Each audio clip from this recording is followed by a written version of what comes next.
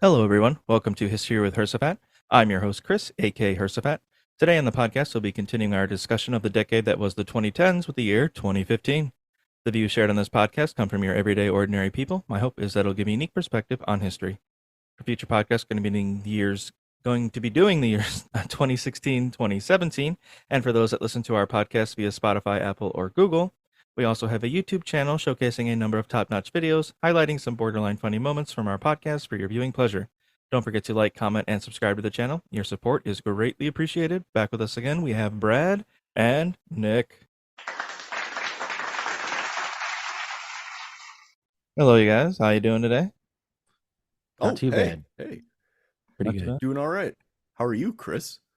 Hanging in there, doing well. Had a good holiday. I assume you guys did too. I know Nick and I spent Christmas Eve together with the folks.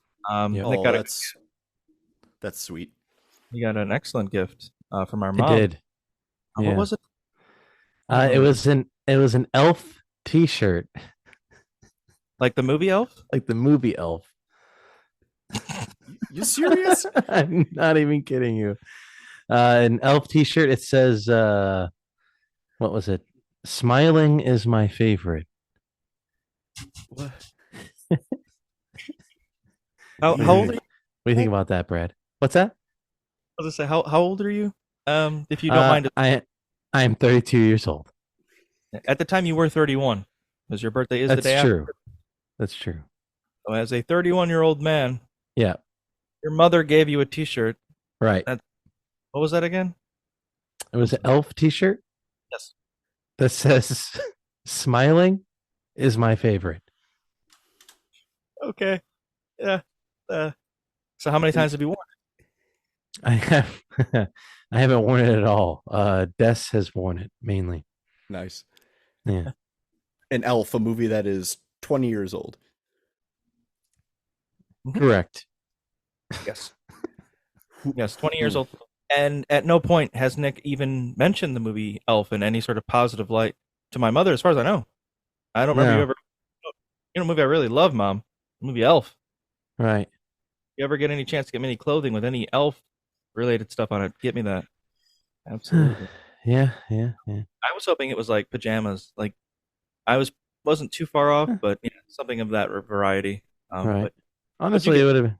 If you get like pajamas, like plaid ones or something, it would have been fine. yeah, I didn't want plaid. I wanted like Elf all over. Elf like, pajamas, even that still would have been fine, honestly, because I'm never gonna wear the shirt. yeah. Why stop there? Just get the whole Elf Just get costume. the whole outfit. Be like in A Christmas Story when he gets the bunny outfit. Oh yeah. Yeah. Except you're 31-year-old man. That's yeah. What did you get for Christmas, Brad? What'd Santa get you? I got some cash and actually my brother gave me a very thoughtful gift. It was a like one of those battery pack head straps for my Oculus 3. So it doesn't die after like 2 hours. Nice. So actually, yeah, I was taken aback by them. Like, holy shit! Like, actually, that's something I could actually use. Huh? That's much. And much that's it. better. Yeah. Well, yeah, good stuff. I got a Starbucks gift card. It was pretty good. Nice. Well, there we go. All right. You love your sugary coffee kind of. It's not even really drinks. coffee. I mean, it's a mocha, Seattle's best. peppermint, chocolate, white chocolate mocha. Yeah, there's hints of coffee in that, maybe. Small hints. That's all I can take. Any sort of bitterness, just can't do it. But we will move into our weird news of the week. On that note, on that wonderful, wonderful note, the article is from the New York Post. Never done them before. Yeah, the New York Post. The title of the article is "I'm head over heels in love with an oak tree, but it isn't about sex."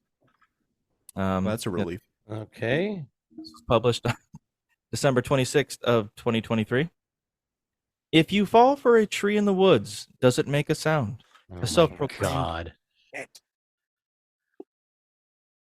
love it. I love it. A self-proclaimed ecosexual took nature loving to the extreme after becoming infatuated with an oak tree, which she says fills her life with erotic energy. There was an eroticism with something so big and so old holding my back. Sonia Semyanova 45 years old, told yeah. SNS of her forced fetish.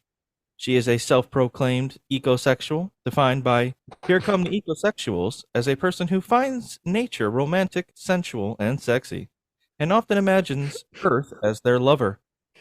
The self-intimacy guide and somatic sex educator in training first started pining for the plants after moving to Vancouver Island, British Columbia in the winter of 2020.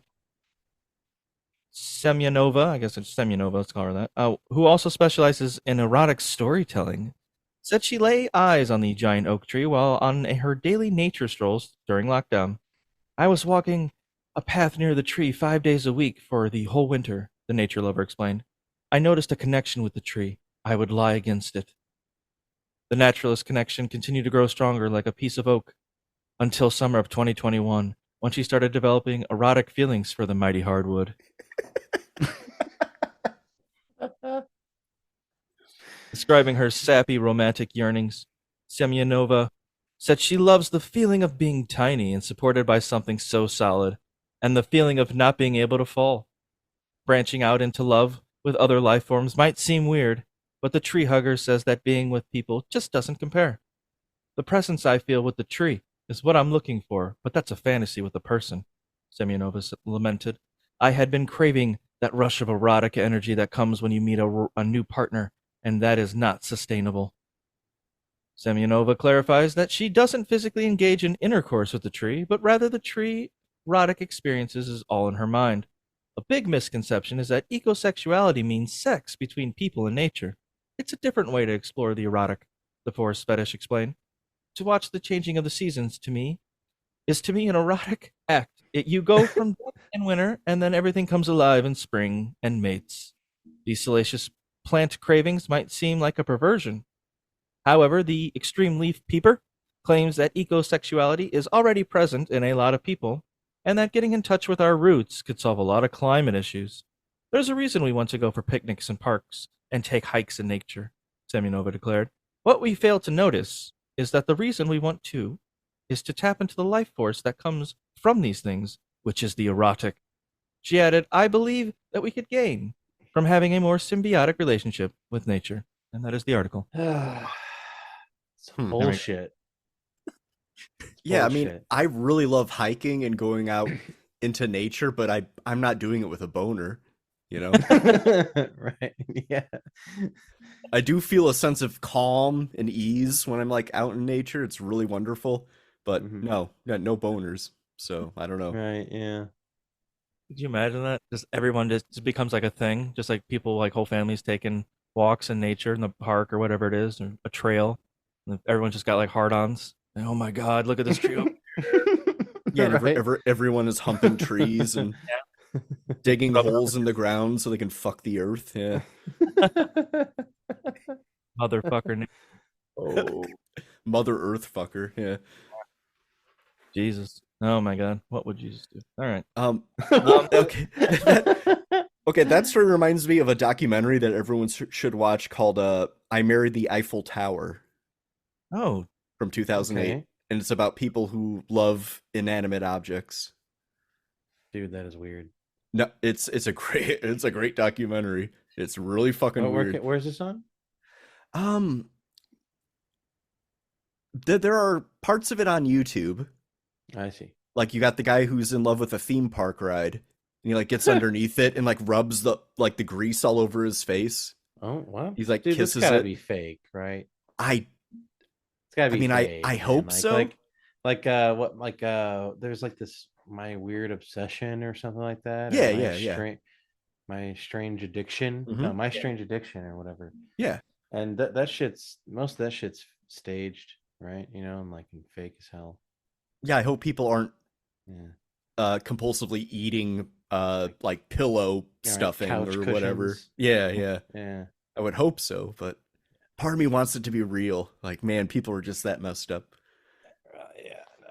Is that My Strange Addiction? Is that's like that famous clip where that guy's like, "In every way except physical, I am a wolf," and then he's like, "Roof!" He's like parking at like the water on a bridge. Probably. Why not? Yeah. But yeah, it's all like most of that stuff is staged for sure.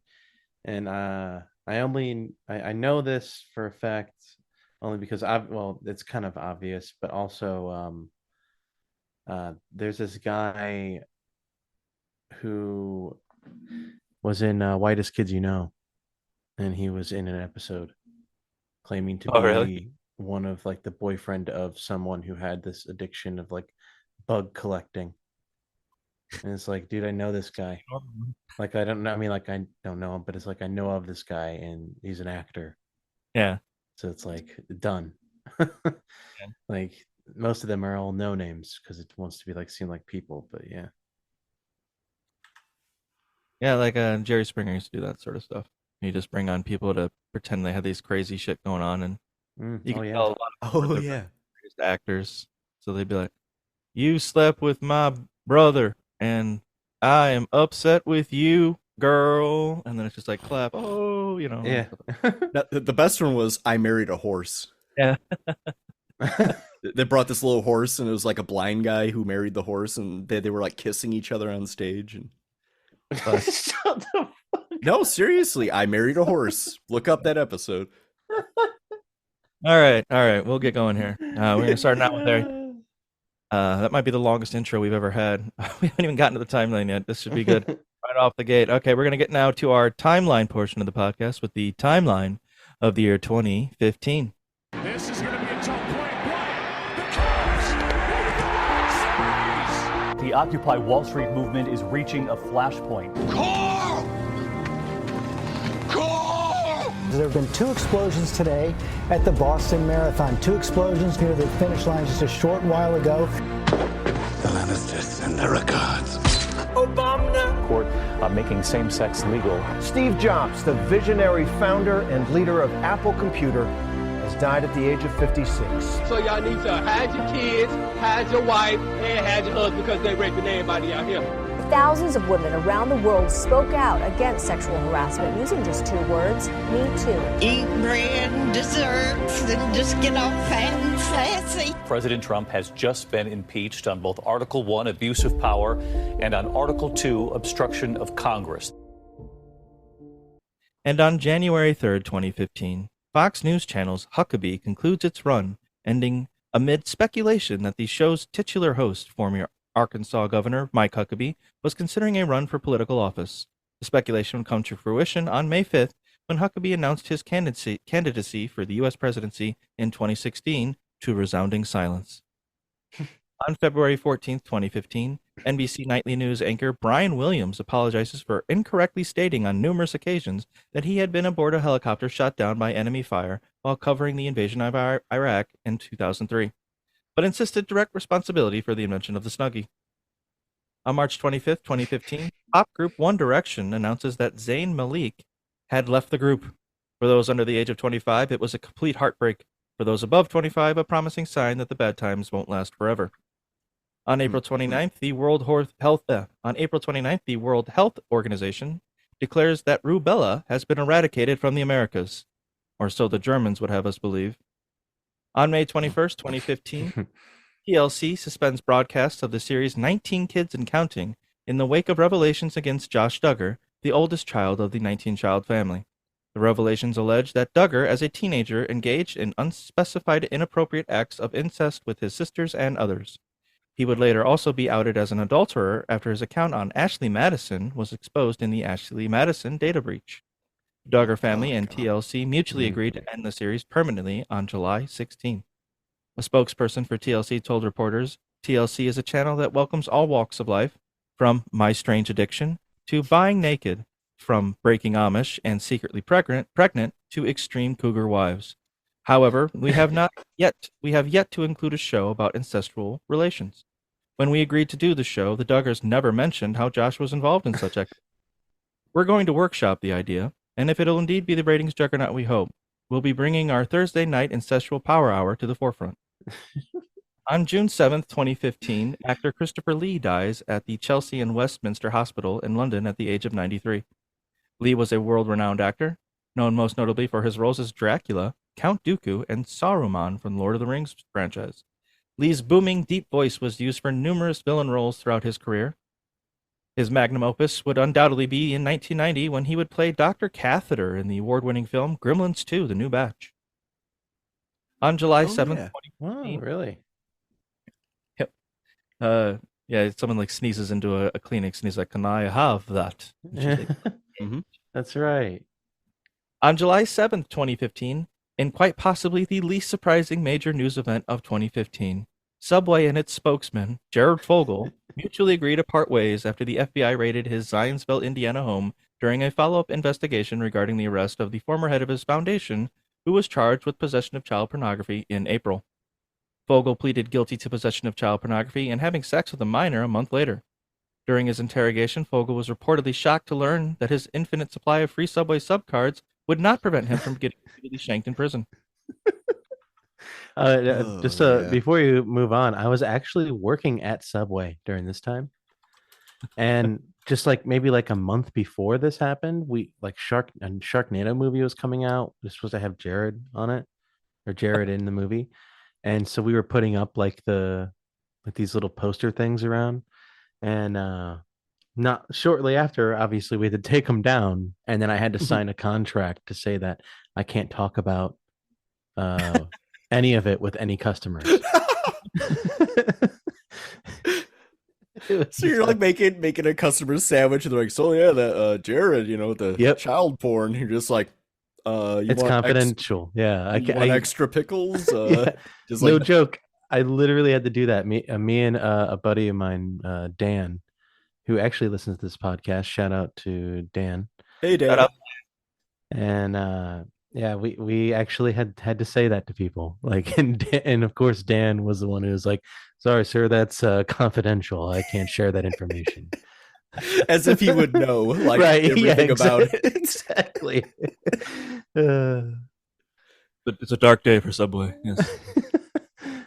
I would have totally taken one of those like life-size printouts of Jared Fogle, like with a Subway sandwich, like a thumbs up.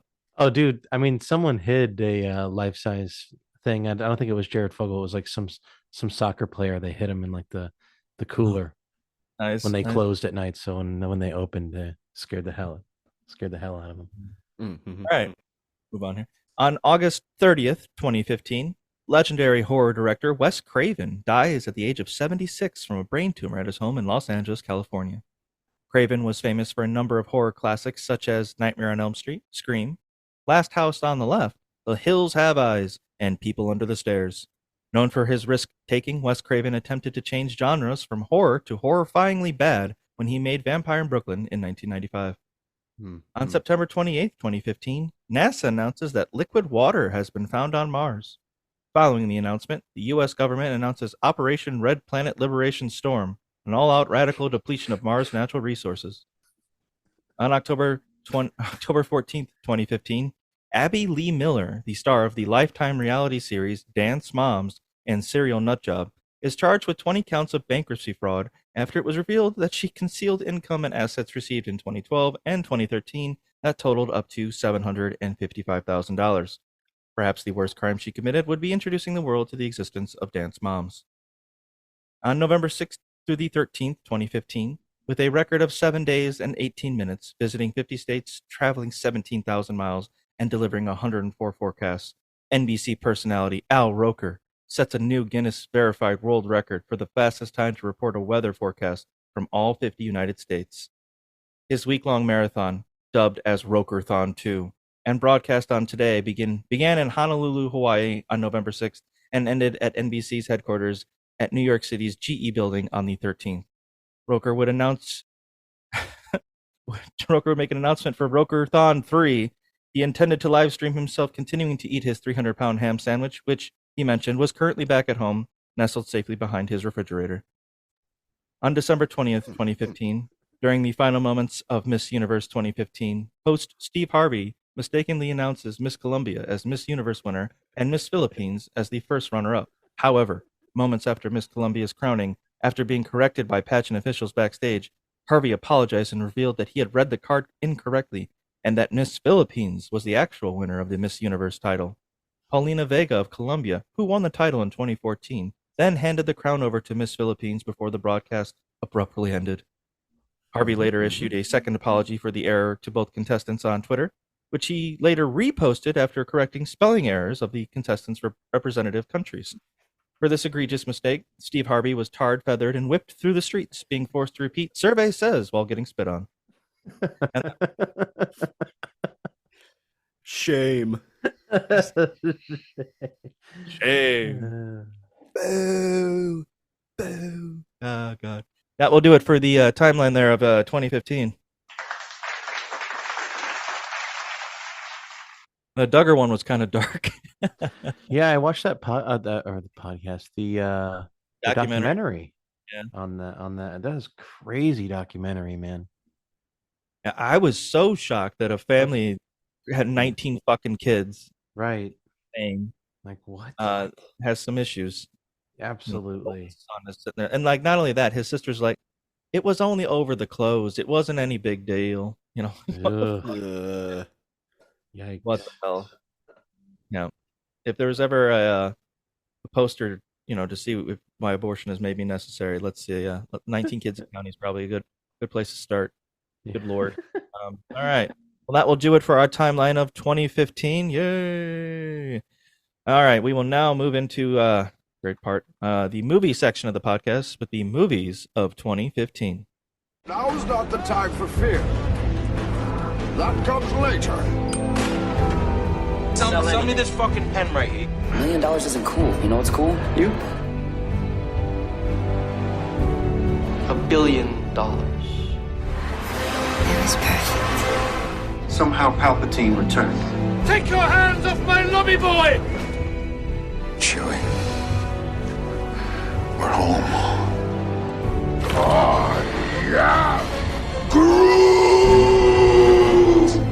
Look at me, sure. I'm the captain now. Why do you like him? Because he gets on base. Not quite my tempo.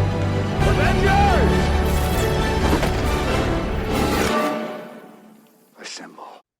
And for the top 10 movies in terms of gross for the year 2015, the 10th highest grossing movie was the movie Cinderella. The movie Cinderella. Pretty sure it was a live action remake. Yeah, I didn't watch it. Yeah, I didn't watch it. Brad didn't watch it. Maybe Destiny watched it. I don't know. Right. I wasn't even aware that this was a thing. I had to look it up. Yeah. So Cinderella, number 10. Nobody has it. Yeah, it's Cinderella. Everybody knows that story. It's been around since the 60s. No, it was like 1930 something, wasn't it? Cinderella. The Cinderella story is like an old story, so it's like 100,000 years. Not. I don't know. We'll find out when we cover those decades, possibly. Yes. When we cover the decade of 1870. Right. Yeah. Can't wait. Well, it was 1950. My apologies. Was the original animated Cinderella. Yeah, but that story itself is pretty old. But anyway, Cinderella, number 10. Yeah, whatever. Number 9 is not a bad one. I liked it. Number 9, the 9th highest grossing movie of 2015 was the movie The Martian with Mark Wahlberg. Matt Damon. Oh, Matt Damon. I said Mark Wahlberg. Yeah, I don't know why. That'd be well. I don't know if I'd like it. Yeah. I thought it was really good. I was not expecting it to get my attention the way that it did and keep it there. Right. Learning that he grew potatoes. Yeah, the potatoes, and using his own shit as fertilizer. Yeah. Right. Doing all that stuff. Yeah. More of a grounded sci-fi movie. Yeah, absolutely. And you don't really get that in a lot of sci-fis. It's sci-fi. It's almost like fantasy in a way. But no, this was and I don't remember how long it took because they were halfway there when they realized he was still alive, so they turned around. And they knew it would be 3 years for him or something like that. I don't know. It would be a long time. Yeah, he was there for a while. Yeah. Yeah, before they even made it back, and he won't know that they're coming back. All that stuff. So. And then he had to blast himself into space to rendezvous with the ship in the atmosphere, and it was all crazy at the end there. Very precise. Yeah, I haven't seen it in a while. Dude, could you imagine actually getting saved and then going all the way back to Earth and then coming all the way back home and being like, holy shit, how far you've traveled? And that's just insane to think about. Oh, it'd be like a Castaway times 100. Right. Yeah, exactly. Absolutely. Ridley Scott directed it, so yeah, it's a great movie. Really good. Number 8, the 8th highest grossing movie of the year 2015 was the movie The Hunger Games: Mockingjay Part 2. It's finally over. I don't know what else to say. I mean, I don't. I think I watched this movie once and I was like, okay, it's over. We'll never get anything else. But now I think they're doing a prequel, so I guess I was wrong. Yep. So yeah, The Hunger Games: Mockingjay Part 2. They defeat the bad guy in the end. Everyone's happy. That's pretty much the gist. She defeats Lord Snow, or whatever the fuck the guy's name is. Aaron could give us a synopsis. Aaron? Oh. Wait, oh no. Oh no, he's not here. He's not here. Not here. Well, who needs him? Who needs him, guys? We can do it without him. All right, let's do it. We can. Seventh highest grossing movie of 2015 was the movie Minions. Illumination? Minions? The little yellow. Nope. No. Yeah, who watched that? Not me. Nope. No, I did not watch that. I don't know who would. I mean, for kids. But all the memes, all the Facebook memes that are mothers and grandmothers and aunts put on Facebook, That's what ruined Facebook. Family ruined Facebook. That's it. Yeah. I'm gonna take my ground on that. Yeah, that's what ruined that website. Number 6, the 6th highest grossing movie of 2015. American Sniper. Yeah, American Sniper. No. You saw this one, right? Right. The deadliest sniper in all American history, refers to Iraqis as savages. I that actually guy didn't watch this movie because no. Oh, okay. I think it's trashy. Yeah. Yeah. Yep. Never had any interest. It's like weird American army propaganda is what it is. Yeah. I think Clint Eastwood directed it. There is a hilarious scene where the sniper, the American sniper is holding a baby, his baby, and it's obviously a doll. Oh yeah, I saw and that. You could see him moving the arm of the doll to make it seem like, it's a real baby. It's hilarious. Look that up on YouTube. American Sniper baby scene. Yeah, it's good. It's good. The 5th highest grossing movie of 2015. Does it get any better? The movie Furious 7. Furious 7 was the 5th highest grossing. Lord, man. Aaron, where are you? These movies are terrible. Yep. Aside from The Martian, it's right. That's it so far. Yeah, The Martian is really the odd man out because it's actually a really good movie. Oh, absolutely. Furious 7. Tom Stiletto, whatever the fuck the guy's name is. He's got with his family, and they're gonna steal something, and it's probably like the God's Eye or something like that this time, where it's this mysterious piece of technology that can see everything all at once. It's omnipotent, and only if they get it. Wait, what? For this super, I don't know. I'm just making. I think there is something called a God's Eye, and it's something ridiculous, and it's I was probably thinking like the Ark, the Ark and the Covenant, like they steal the Ark of the Covenant. Yeah, hooked to the back of his Charger. Just dragging it through the street. Like the fucking that's going to be like Fast 11 or 12 or something. I don't know. Whenever they go to space, I mean, that's just Fast 9, I think. God, we're almost there. All right, number 4, the 4th highest movie of 2015. The 4th highest grossing movie was the movie Inside Out, which I believe is a Pixar movie, where they deal with emotions. Right. Oh, is not too bad of a movie, actually. Not too bad. Okay, I'll give it. I don't even think I've seen it all the way through. I saw bits and pieces of it, but yeah, it's Pixar. I'll give it more of a benefit of a doubt than any of the other movies I mentioned, save The Martian. Number 3, the 3rd highest grossing movie of the year 2015, Avengers: Age of Ultron. Huh? You guys have seen this, right? Brad, you saw it, right? I think I did a while ago. Nick, you've seen this one a lot, right? No, a lot. Haven't even seen it once. So, Age of Ultron, Tony Stark and Bruce Banner, the Hulk, are working on an AI program, like Jarvis, I believe. And they're trying to, I can't remember exactly what they're trying to do, but they end up creating like this robot, which they call Ultron, that becomes like self-aware and basically like indestructible. it becomes like their worst nightmare, like the Frankenstein. Like it just thing comes alive, and you get introduced to a couple new superheroes in that movie. I think Scarlet Witch makes an appearance, and then you get I can't remember the guy's name, but he basically saves the day. At the end of the day, becomes like the antithesis to Ultron. Is this Vision? The guy's name's Vision, and he ends up killing Ultron at the end. I remember the interesting thing about this movie is that I'm not sure, but I thought it was neat because it's all tying in together. It's really weaving a web here at this point, the Marvel universe. That the island that comes crashing down at the end, because basically he just took a large part of it's kind of like Shredder's plan in that Teenage Mutant Ninja Turtles cartoon with the anti-gravity boots, where he basically lives all of New York City off the ground and just going to bring it back down, crashing down, and just destroy everything.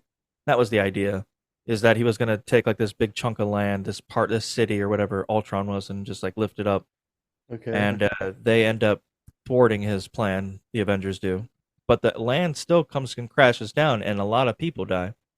And it becomes part of the issue of why Civil War happens. So it was the second Avengers movie. Yeah, I think it did better than the first one. And it set up the path for Endgame, which would come out a couple years later. So, wow, and still wouldn't be the end. Oh, no, that's still wouldn't be the end. It will never end. Or maybe this it is slowing down though. Yeah, it is. I mean, I don't even think it's just gonna pick back up, dude. They're gonna remake that in like 10, 15 years. Yeah, they probably will. All of it. I'll be dead by then, so who cares? It's gonna be Iron Man again. 10, 15 years. That's not that long. Maybe like 45. No, it's not. Yeah, it's definitely not that long. They're gonna do it. It's gonna kickstart this whole thing again. Brad's death. No, I will be dead by then. 10 or 15 years, man. No way. No way. Well, we'll see. No way. Give it the old. It just depends. Like if you're talking like natural causes, no way. Oh no, it'll be when it's like Iron Man remade. That'll be the end of me. Yeah, I'll just end it. Yeah. I got a contract going or something like that. I don't know. All right, number 2, the second highest grossing movie of 2015 was the movie Jurassic World. Yeah. Jurassic World. When I first watched it, because the previous Jurassic Park movie I had seen was Jurassic Park 3, I thought it was a lot better. In comparison to other like Jurassic Park, even 2, I still think Jurassic World is not as good. It just, I don't know. There's just something about kind of rehashed a lot of things. The girl running away from the Tyrannosaurus Rex in high heels at the end, just kind of, I mean, it makes Ian Malcolm look like an idiot. Like, how does he even get caught? This guy's in like loafers, heels. So I don't know. But I mean, I remember thinking like, it had some nice nods to the original, and it wasn't the worst story. The dinosaurs didn't look bad, but still, it was like the beginning of Chris Pratt's like popularity really booming, and in a few years, I think everyone will get kind of sick of him. Did you guys ever see Jurassic World? I did, yeah. Did you like it? It was okay. Yeah, it was okay. It was definitely better than 3, but the first 2 Jurassic Parks are definitely what I like the most. Yeah, for sure. Yeah, Jurassic World was just something I wanted to see because there hadn't been a Jurassic Park movie in a long time. So I just watched it and it was okay. The action was cool, but yeah, it doesn't really stick out like the other movies. Yep. All right, the number 1, the highest grossing movie of 2015. Any guesses? 2015. I can give you a hint. Brad, you and I saw it in theaters. And I made a post about telling everybody that we went and saw the Chipmunks movie. We are getting God. It wasn't Lincoln. That was earlier, right? No, it was not Lincoln. It was Interstellar. It was after Interstellar. It wasn't the Chipmunks movie? It wasn't. No. All this You guys time? weren't getting your chimp on? Getting your monk on? Getting your chipmunk No, on? I'm drawing a blank. Nick, any ideas? I'm just gonna guess chipmunks, dude. All right. Well, nope. The number one movie, shockingly enough, the number one movie, the top grossing movie of the year 2015, beat out Avengers, beat out Jurassic World. Oh wait, was it Star Wars? Episode 7. Yeah. Star Wars Episode 7, The Force Ah. Awakens. Okay. Thoughts on seeing Star Wars in the theater for the first time? A new Star Wars movie that continues the story, not a prequel. So since 1983, nobody has had any idea what the hell happens after that. There's no canon. There's books and stuff like that, but no movies have been made. Now this one has been made. Who made it again? J.J. Abrams, right? Yeah, J.J. Yes. Yeah. Do you remember your thoughts on seeing this one for the first time, Brad? Oh, initially, man, you're in the theater, packed theater, and it's like Star Wars. You know, the title card pops up. Yeah. It's just like fuck yeah. Was Here we everyone go. clapping and shit? No one clapped. I don't think. Anyone dressed up? There was I some don't think so. Huh. I don't recall. Man, I saw that like twice in theaters because I took my dad to see it. I'm like, Dad, Star Wars is back, and he's just like, what? Okay, fine. Even though he's the one that showed me Star Wars as a kid many times. Right. Just like, what is back? Okay, whatever. Or if you're finished, yeah. No, I'm not finished. There's when Rey is like taking Finn like out of the city, and she's like, oh, we have to go for that that ship there, and it gets blown up. It's like, okay, we'll take the piece of junk. Pans over Millennium Falcon. Just like, fuck yeah. It's like, yeah, I'm like such a fucking simp for those fucking callbacks to like old shit. And then Han and Chewie show back up, and Han gets killed, and then at the end Rey shows up on that island where Luke Skywalker is, and she's like, take your lightsaber, and he's like all disheveled, and then the movie ends right there, and it's so fucking awesome. But these days I don't really care for the movie. I don't care for any of the new trilogy. Yep. So, but at the time I was all about it. Yeah, I get you. Nick? Yeah, I've seen it twice, and then I've seen later on down the line, many years later, I rewatched all of it when it all came out, you know. Okay. Like watched, you know what I mean, like in order. Yeah, you watched the Phantom Menace through. Yeah, Rise. exactly. Yeah. Ooh. I didn't watch episode 1, 2, and 3 though. I skipped all of that. I went 4, 5, 6, and then 7, 8, 9. Okay. Des, I believe, watched the 1, 2, and 3. I just didn't want to do the first. I just didn't want to do those. I just wanted to skip. I did not, but maybe I should. Anyway, the new movies aren't that great, honestly. It's just kind of like the rehash story of the original series, and it's just, I don't know. It's a lot of the like Brad was saying, the cool things are like the callbacks, and we all just kind of expected callbacks, and yeah, I mean, it was okay. I think that at the end of the day, though, I would say, and it's weird to say this, but at least episode 2 and episode 3 are better than any of the new movies. I'd say the prequels are better than the sequels. Right. Yeah, absolutely. Yeah. I remember watching it in theaters with Brad. I remember really liking it. I remember the hunk of junk and it being the Millennium Falcon. I remember when Kylo Ren shows up, basically like Darth Vader 2.0. And yeah. Remember the guy Poe, not Poe, maybe it was Poe, I can't remember the guy. The pilot. Poe. Yeah. He shoots a gun at him and he freezes the shot in midair. Oh, yeah. You've never seen that power used in Star Wars before. Never heard of it. Like, whoa, shit. And like, how powerful is this guy if he's able to just do that? You know? So that it gives like a whole new element to the whole thing. Like the Force itself, the users have advanced on how to use the Force, and so I was thinking that this could be interesting. All the fan servicey things, Chewie, we're home, all that stuff. Force is real. You know, Han doubted it at the beginning. Now he's a believer. Obviously, what he's seen makes sense. Did have a very similar ending to the fourth movie, I guess, A New Hope, the first Star Wars movie to come out.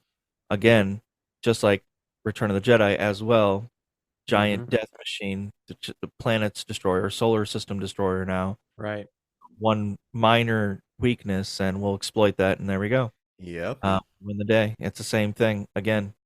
So yeah, it was a lot of fan servicey, but I did leave the theater excited for the first time in forever where the hell Star Wars could go. When we get to The Last Jedi, which I think is a very divisive movie, it was set there to, I don't know, what is it? Not divert, but like lower, like your expectations. Subvert. Yeah. Yeah, subvert your expectations. That was the idea for that movie, and boy did Rian Johnson subvert everyone's expectations. At the end of The Force Awakens, when Rey is handing Luke Skywalker the lightsaber, and by the way, which I always thought was really funny, Mark Hamill was asked about when he saw the script for The Force Awakens, how did you feel? And he said speechless. I thought that was brilliant because he has no lines in the fucking movie. He doesn't say a thing. Yeah. And so that's good. That's good, Mark Hamill. That's good. Did they even pay him then? Oh yeah, Mark Hamill did it for free. Mark Hamill knows what's up. He's gonna get paid. Still paying for the Christmas special, the holiday special, whatever it is. Anyway, so God, no one's paying for that, dude. His career is Star Wars should have fucking ended after that. It's a miracle it went on beyond that point. It is. That's a Christmas miracle. There it is. If there is one. But yeah, at the beginning of, and this is what all I'll say about The Last Jedi, and we'll move on now to personal film selections. But at the beginning of The Last Jedi, everyone is waiting for what Luke Skywalker is going to do when Rey hands him the lightsaber. And I mean, what did you guys think he was going to do? I thought he was, it was going to be a conversation. I haven't seen this in years, blah, blah, blah. Instead, he takes it and just chucks it. And it totally took the air out of the tires of the whole movie. And I was like, what? That was completely unexpected. Like, I felt that whole move, that just felt wrong to me. Like, there's other ways of subverting expectations, but that just made it all, from that moment, I had a bad taste in my mouth about that movie. And it continued. And it just got sourer as the movie went on. Oh, but, yeah. That's what I'll say about that movie. And that'll do it for our top 10 movies in terms of gross for the year 2015. I'll now move on to personal film selections. A Marvel movie I thought was funny, basically because Paul Rudd's in it, Ant-Man. It's a more goofy sense. It was on the heels of Guardians of the Galaxy. It was funny. That was pretty much it. I couldn't tell you anything about a plot, but I remember watching it once and being like, that wasn't bad. So I can't imagine you guys have seen Ant-Man, so we'll just move on. Nope. No. Another personal film selection of mine for 2015, the movie Straight Outta Compton. Straight Outta Compton. Have you guys seen this one? I think I watched it once. Yeah? Brad, you ever watch it? Nope. Got Paul Giamatti, right? Yep, Paul Giamatti. Yeah, he's great. Yeah. Yep. He needs to be in more things, honestly. Yeah, he is. He's quite good. Is Paul Giamatti one of the members of NWA? No, he's right. He sticks out like a sore thumb. Yeah, right. Yeah. It's an Italian fella. You were born in Compton? Yeah. He's their shyster manager. Do you remember anything about that movie? Anything stick out to you? Well, I remember when they were playing a show and they were told not to do "Fuck the Police," the song. Oh yeah, and they did it anyway. Yep. Yeah. I remember that. Yeah. Yeah. I was just saying, I remember them almost getting arrested outside the studio where they were working because they were outside and the police thought they were loitering. And the manager, Paul Giamatti, had to come out and say, "Why are you arresting? They're working with me." Right. They had to argue with the police and all that stuff like that. Ice Cube getting roughed up by a police officer outside his home, just on a normal day, just walking home and, "Hey, what's going on?" And the next thing you know is he's got handcuffs on him and he's getting thrown around. Eazy-E, his reluctance to join, like to be a rapper, and then Dre pushing him to, no, this song is written for you, and it's that Boys in the Hood, like that. Yeah, right. Yeah. Yeah. I remember they even had Easy's death in the movie too. Yep. Right? Yeah. Yeah, That was yeah. That's a good movie. Yep, real good. Yeah. All right. Definitely recommend it if you're a fan of hip hop, 90s hip hop, and it's an interesting, fascinating story. Good stuff. Good performances too. Ice Cube's son, I believe. Yeah. And he nailed it. He looks just like him, and he Just looks just like him, man. Yeah, I know. It's crazy. Perfect. It's great. I don't know about Dre. Dre might see himself as a taller, skinnier individual. I don't remember him being looking like, but it's either here. All right. He's got a nice jawline there, Dr. Dre. All right, now we'll move on now to another personal film selection of mine of 2015. The movie Mad Max: Fury Road. Ah, yeah. Yep, pretty awesome. I like that movie. Brad, you've seen this one. You own this movie on Blu-ray. Yes, I did. Any highlights that stick out to you? I don't know. The whole thing is just awesome. It's all practical effects, mostly practical effects. I love the guitar playing bald guy who's like attached to his vehicle with all like the war drums, and his guitar's a flamethrower at the same time. Hell yeah. It's a lovely day to die, or something like that. I can't remember what he says. That guy who spray paints his face. I can't Witness me. Yeah. Ride to the Gates of Valhalla. All sorts of weird. Yeah, the mythology is just weird, and they don't explain any of it. You just have to go along with it. Like, don't they make like a V shape with their fingers for like a V8 engine? They like worship the engine or something like that. Huh. I didn't catch that. And Immortan Joe is he's holding back all the water. It's like, do not get used to water. It is your downfall, and he just gives people just a little bit of water at a time. That old crusty fella. He's got like a number of wives, just basically prisoners. Yeah, and he's like milking a bunch of women too. Yep. It's like all sorts of weird shit going on, and you just go along with it. It's like, okay, this is the world we're in. Yeah, really cool movie. Yeah, definitely eye catching too. I mean, the dust storms that they're fighting, all that stuff was really a lot of really great scenes. I really enjoyed it. Nick, did you ever watch it? Yeah, I watched it one time, and I haven't seen it since. But I remember really liking it. I mean, it was like I remember the original Mad Max, and in comparison to what that movie was, I mean, the new movie was just awesome, like so much better. Yeah. All right. We'll move on now to another personal film selection of mine. I only got like let's see, 6 more. One of them I don't really have much to say on because I didn't really watch it. I've always wanted to though. All right. This next movie, another personal film selection of mine, 2015, the movie Black Mass with Johnny Depp. Black Mass. Oh, okay. Yeah, I about Whitey Bulger. Whitey Bulger. Yeah, and I watched this movie. I actually own this movie, but it's not as good as I wanted it to be. That's what I had to say about that movie. Okay. It's I really like the crime movies and like the mob movies like that. But honestly, that movie is just not as good as I really wanted it to be. You guys seen it? Yeah, I've seen. I liked it. Why didn't you? I never saw it. Never saw it. Why? What were you hoping for? What were you? It was just maybe I should give it a rewatch, but because it's been a few years and I've seen it a few times, but I have a good idea. I don't know. It was just very slow moving, not as much. I don't know, because I just really like the movies like Goodfellas and Departed and Casino and all that stuff, and this one was just kind of, I don't know, slow moving and not good. I don't know. Gotcha. I really liked Johnny Depp's performance in it. I thought he was terrifying as Whitey Bulger.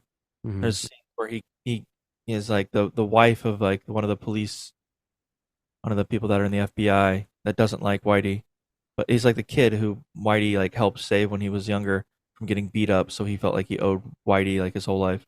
Yeah. He basically was like his FBI rat and let him like fed him all his information and allowed Whitey to become like the number one gangster in Boston area, mob boss basically. But he like goes up to see like he said his wife wasn't feeling well, and he like goes up to check on her to see if she's got like a fever, and that's just like this tension in this scene. I'm like, you're like, she doesn't know what the hell's gonna if he's gonna go there and he could just snap and kill her. The scene where like his right hand man, it's like it's really kind of fucked up because I think it's the daughter of a guy, a girl that his right hand man went with for a while, but her daughter became like a prostitute, so he had her for a night and talked too much, and she was talking about stuff that she might have talked about stuff that he was saying, which would implicate Whitey. So they pick her up from the police station, and he's like, "What'd you talk about?" He's like, "Oh, nothing. I know the drill." All right, you did good. And they takes her to the house, and then he has to stand there while Whitey chokes her to death, and it's just like that. Oh God, yeah. I like the historical aspect of it too. That's what I like too. That it was a true story, Right. and that was it. Maybe I should give it a rewatch. It's not your cup of tea. It's not your cup of tea, but I recommend it. Personal film selections of 2015. Another one, a phenomenal movie.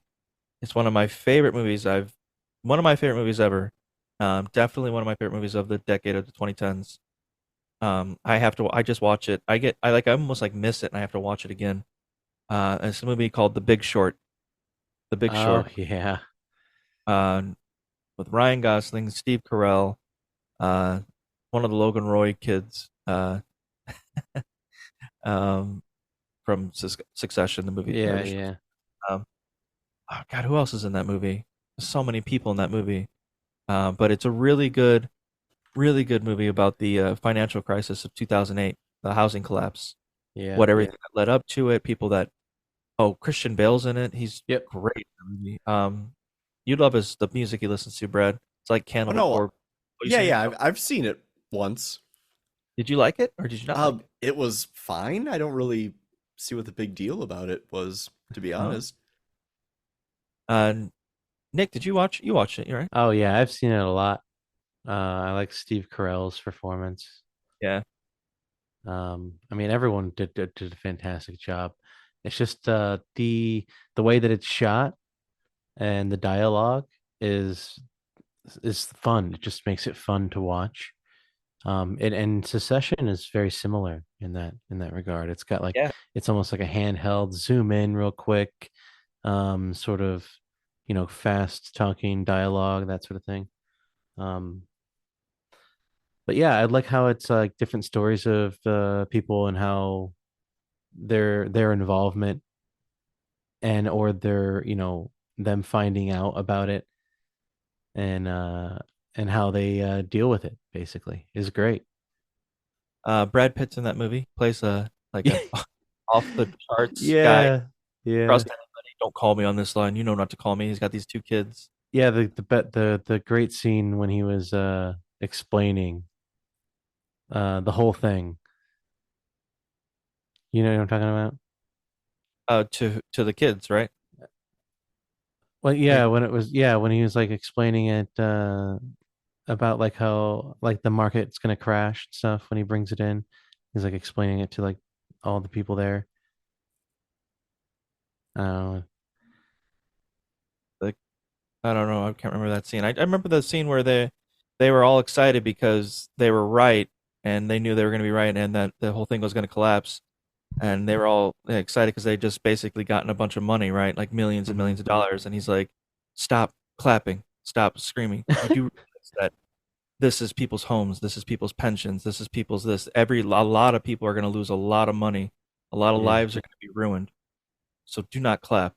It's just like, that's what he's trying to not be. When they explain what's going on in the movie, when they use like actors, or like TV personalities, like Anthony Bourdain is in it. I think right. Too. Where they basically try and explain to you what's going on using like their craft. So like when he's talking about like dividends and stuff like that, and Anthony Bourdain, it's like, I make fish, but certain parts of the fish don't get used. What do I do? Well, do I put them in a pot? This pot is called these, these AAAs, and I've got enough of these and I load it up and then I can make it this. It's just like this whole process. But yeah, I like the ending. I think kind of threw me for a loop when he's like, and just like that, the bankers got what they deserved. It was all reformed and everybody was better off for it. And then he's like, just kidding. They barely got anything. One guy, at the end of the day, one guy went to jail. They had one person take the fall. The banks got bailed out and everything went back to what it was before. And it's only a matter of time before it happens again. Yes, the scene I was thinking of was actually Ryan Gosling. Now that I'm thinking of. Oh, when he's Yeah. talking to like Steve Carell and the crew, and he's explaining to the Jenga. Right. Yeah. That's the scene. Yeah, and he's like, "That's my friend. Look at him. What's special about him? He's my math whiz. What's special about him?" Yeah. That's right. He won a competition, and he's like, "I didn't win it." And then takes a cuts to him, and he's like, "My name's Brian something. I'm not actually. I speak fluent English. I don't do this. He's like, Yeah. I got second place. So good. But yeah, fantastic movie. It's really, if you like that, if you're interested to ever wonder what happened in 2008, it's a good movie to watch. Sounds Another like movie. I need to rewatch that movie. Oh yeah, it's very good. Yeah. My favorites. Another movie that came out 2015. I'm going to mention here the movie The Hateful Eight. Quentin Tarantino's The Hateful Eight. Yeah. I've only seen that movie once, maybe, and I just, I never went back to it. I don't know why necessarily. I didn't hate it, but I just wasn't in the mood, I suppose. I only remember two things actually. That Kurt Douglas, what's his name? Kurt Russell. Is he- I believe so. He smashes an antique guitar because he didn't realize it wasn't a prop necessarily. Like it was like an old guitar that was like just borrowed from the studio for a day, and it was worth a shit ton of money. And he just takes it and smashes it. Oh my god. It's part of the set, and the person that was acting in the scene with him knew that it was a good, valuable guitar, and she was just like, what the fuck? And yeah, he felt bad about it. And the scene with Samuel L. Jackson talking about some kid going down on him, and they just show it real quick of like a guy going down on Samuel L. Jackson, and I don't remember exactly the context of it. I'm just like, what the fuck's going on in this movie? And that's it. That's all I remember. Got car getting smashed and somebody sucking Samuel L. Jackson's dick. That's pretty much it. Wow. What about you? Hateful Eight. You guys ever watch it? Yeah, I've seen it. I saw it once a long time ago. I don't really remember anything about it. Not even the guitar smash or the suck off. Huh? Nick, do you remember anything about the Hateful Eight? Hateful Eight. That's a Tarantino film, yeah. Yeah. Yeah. Yes. That's I really like that movie. With like the haberdashery, right? I don't know. I don't remember much about it. You'll have to explain whatever you remember. By all means. Really? You don't? I've only seen it once, and like I said, I only remember the guitar smashing and Samuel L. Jackson getting the suck off. I mean, it's like a chamber drama, isn't it? They're all in a cabin. And Yeah, that's like they're the all whole movie. Exactly. They're all in a cabin, and they all have different reasons on why they're there. And some people, like it's really, really good. And there's obviously, as you can imagine, the dialogue is very solid, and the whole time you find out that there's been people underneath the house, and one of them is Channing Tatum, by the way, which I thought was weird being in a Tarantino film. The ending was pretty brutal, and I thought the ending was good, and everything leading up to that was fantastic. It's almost kind of it's almost kind of like you're watching Clue, Oh, the movie? It's not the movie, but like the game. Yeah, it's almost kind of in a way like that, because some people like don't trust other people and don't know what, it's really good. I highly, highly recommend watching it again if you haven't seen it in a while. All right. Moving on now. Got like three more. I'll mention the one that I don't know much about, but I've always wanted to see the movie It Follows. It Follows. Ooh. It Follows. Yeah, that's a good movie. Yeah. Where just like there's somebody always following this person, and I don't remember why. But it's just like it's like a possession sort of thing. It's very much like a John Carpenter, like Halloween movie, shot in the same way. it's actually like a sexually transmitted possession demon thing. That's right. Yeah, Of course. it's really good actually, because only you can see the thing that's following you, and it can take on many forms, so it's always just coming after you, and if it gets to you, you're dead. So So you can't just sit down and relax? no, because it's Or always go to after you. sleep? You have to have sex with somebody to transfer it to that person, Oh. and then it follows them. Well, how do you do that on the run? Quickly. You got to be quick. Yeah, I don't know. Huh. You have to drive far away. It sounds kind of stupid and ridiculous, but it's a really well done movie. A lot of tension. Yeah, that's what I've always been told, so that's why I've always wanted to see it. All right, got two more here, and I'm not sure which one I want to mention first, so I'll go with this one. Another personal film selection of 2015, the movie The Revenant. Leonardo DiCaprio finally won his Oscar. Finally. Yeah. The Revenant. Love yes. that movie. The cinematography is fantastic. It's that Alejandro fellow, the guy who did Birdman. Alejandro, yeah. And Birdman did this movie right after that. The story was great. The bear attack is like one of the best, maybe the best bear attack. I don't know how many there are, but the best bear attack scene in any movie ever. I was watching that. I was literally on the edge of my seat with like sweaty palms. Like just really into it. Just like, wow. Yeah, this it is really crazy. It really works as like a CGI bear. Yeah. That whole his son gets killed. Tom Hardy, that character, basically leaves him for dead. It takes forever. I think he eats like a heart of a bear or something like that, or a heart of something. Like this, the raw heart, and it's just like blood, just like, oh god. And it was like a legit thing, like he did. All the struggles to get back to where he needs to be, and then finally get his revenge on the guy. It's a really good movie. It's tough to put into words, I guess, for me. I've only seen it a few times, but I really enjoy it. Definitely worth a watch. I remember when he was wounded and he solderized his wound, or cauterized his wound, or whatever it is. Yeah. With like gunpowder. Oh, and lit it on fire. Yeah. He just put gunpowder in his wound and lit it on fire. Yeah. Pretty badass. Oh god. Yeah, really good. You guys have anything else to say? I will mention my last personal film selection of 2015. Go for it. Okay, here we go. The last one I'm going to mention is the movie Spotlight. The movie Spotlight. I love this movie. It's such a good... I tried to watch it and I fell asleep. Oh, it's so good. Again, just like The Big Short, Spotlight I bought on, I think it was Blu-ray, or maybe it was just DVD. I might have been cheap and just got on DVD. It's not like you need like good visuals for it, but anyway, yeah. Spotlight is about, if you don't know, Brad, have you ever seen it? You ever seen the movie Spotlight? Yes, yes, I did. Okay. I'm trying to look up a quote because I don't want to quote it wrong. But it was like a really fucked up scene. Yeah, one of many. So for those that don't know, the movie Spotlight is about the Boston Globe's uncovering of the Catholic church's covering up of priests molesting children and moving them from one parish to another. And they come to find out the more they dig deep into it, the more priests are involved and how high up it goes, all the way to the Pope. And you find out a number of parishes, other priests have been moved to other schools where they just continue to do the same thing. It's always marked as like took sick leave or something like that when they leave. It's always something that's not actually the case.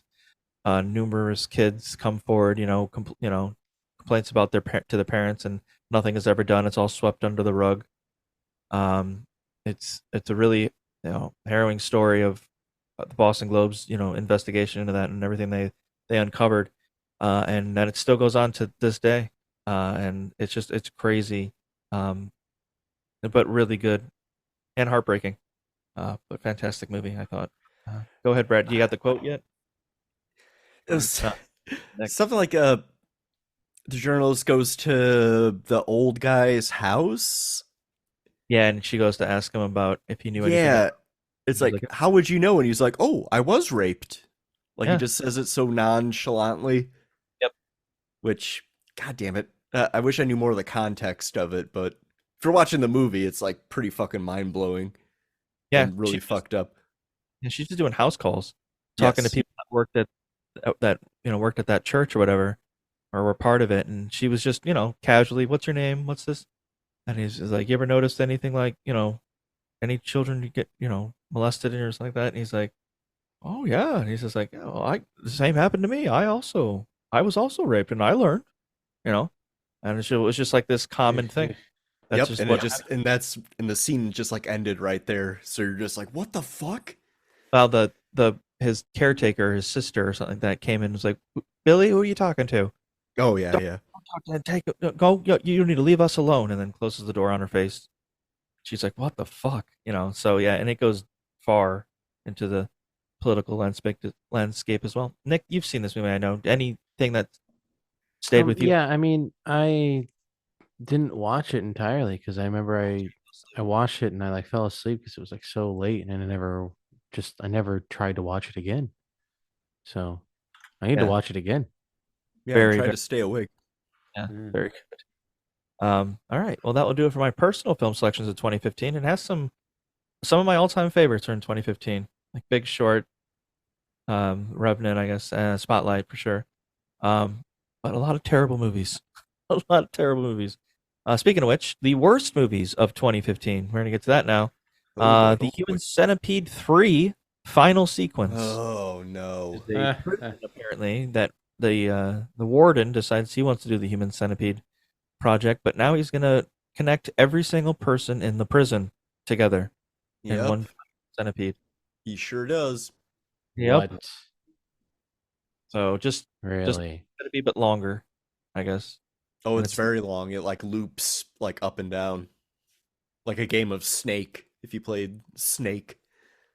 Oh God! Like all the way up and then a loop and all the way down and another. Yeah. Man, I don't know why I watched that movie. I've seen all three of those movies. All right, another worst. Yeah, just move on, please. Yeah, another worst movie of 2015. We've got The Ridiculous Six. The Ridiculous Six, hilarious. Adam Sandler, straight to Netflix. Wow. Like the straight to Walmart bin. So it's supposed to be, yeah, right, yeah. It's the spoof of the Hateful Eight, obviously. Of course. Stars Rob Schneider. I was gonna say Rob Schneider. Yeah, he's in that. He's gonna be in it somewhere. It's just terrible. It's not funny. One of the worst movies of 2015. One of the worst movies ever. Another one. Another Johnny Depp worst movie of 2015. Mordecai. He had like this. I don't know. I don't really know much about the movie. I remember watching it like a preview for it, being like, that looks terrible. Sure enough, it got panned critically and commercially. Just terrible. Another terrible movie of 2015. The movie 50 Shades of Grey. Here we go. We've got another series started. I remember. I've never seen this. I've never had any desire to see these movies, but I remember I was at the house and Jamie was watching 50 Shades of Grey or something. And like every time I came out of my room, they were like a sex scene was going on, and it was like something hardcore. And she's like, "I swear, there's more to this movie than that." And I was like, "Oh, "All right." And then like I just go to the bathroom, you just hear like this, like, "Oh," that sort of thing, and over and over and over again. And I'm just like, "I swear, there's more to it." And then I was like, "It's 50 Shades of Grey. What do you expect?" So yeah, that's all I know. Another terrible movie of 2015. The movie The Transporter, Refueled. Oh my God. Back at it again. Another over-the-top action movie, as if we don't have enough. If there's one genre that needs more movies, it's action movies for sure, I would say. The Transporter, Refueled. I don't know why, but it was. Another terrible movie of 2015, the movie Pixels, with Adam Sandler once again. Blessing us with another terrible movie. This one wasn't straight to Netflix, but it should have been. And I'm pretty sure it was something to do with like a kid who was like a gaming champion at Pac-Man when he was younger, and that's all I remember. And I know, and he becomes president. It's Paul Blart Mall Cop guy is the president of the United States in that movie. Kevin James. Yeah. He's like the champion, and the aliens invade, and they come as video game characters. So Adam Sandler and Kevin James have to play video games to defeat the aliens or something. Oh God. I don't know. I never saw it. I listened to a podcast about it. Oh that, God. But where they, destroyed the movie and made fun of it. Jesus. Yeah, it just terrible. Looked terrible, and sure enough, it was. Speaking of which, another terrible movie of 2015, the movie Terminator Genesis. Terminator Genesis. Is that the one with Emilia Clarke as Sarah Connor? Yep. Oh. Yeah, I watched that on Pluto TV not too long ago. That's free, right? Yeah. Oh, yeah, it's free. Yeah. That's where it's at. Yeah. You don't have to pay to see this. We're lucky if anybody actually watches it. Did you watch? They changed the timeline. They go back and redo the events of the first Terminator, and John Connor ends up being the bad guy. Like, he ends up being some kind of weird nanotechnology Terminator thing, and you have the old Arnold Schwarzenegger plays the T-800 from Terminator 2. Yeah. Man, I don't know. I don't want to talk about it. It's bad. It's just fucking stupid. No worries. I'm getting upset. We've only got 7 more, so here we go. Another terrible 2015 Hitman, Agent 47. From video game to movie, another terrible tie-in. Hitman, Agent 47. Oh man, but video game movies are usually really good. I don't know what universe you live in. Well, see, the Hitman games are really good. Yeah. But the movies are probably terrible. Huh, that's weird.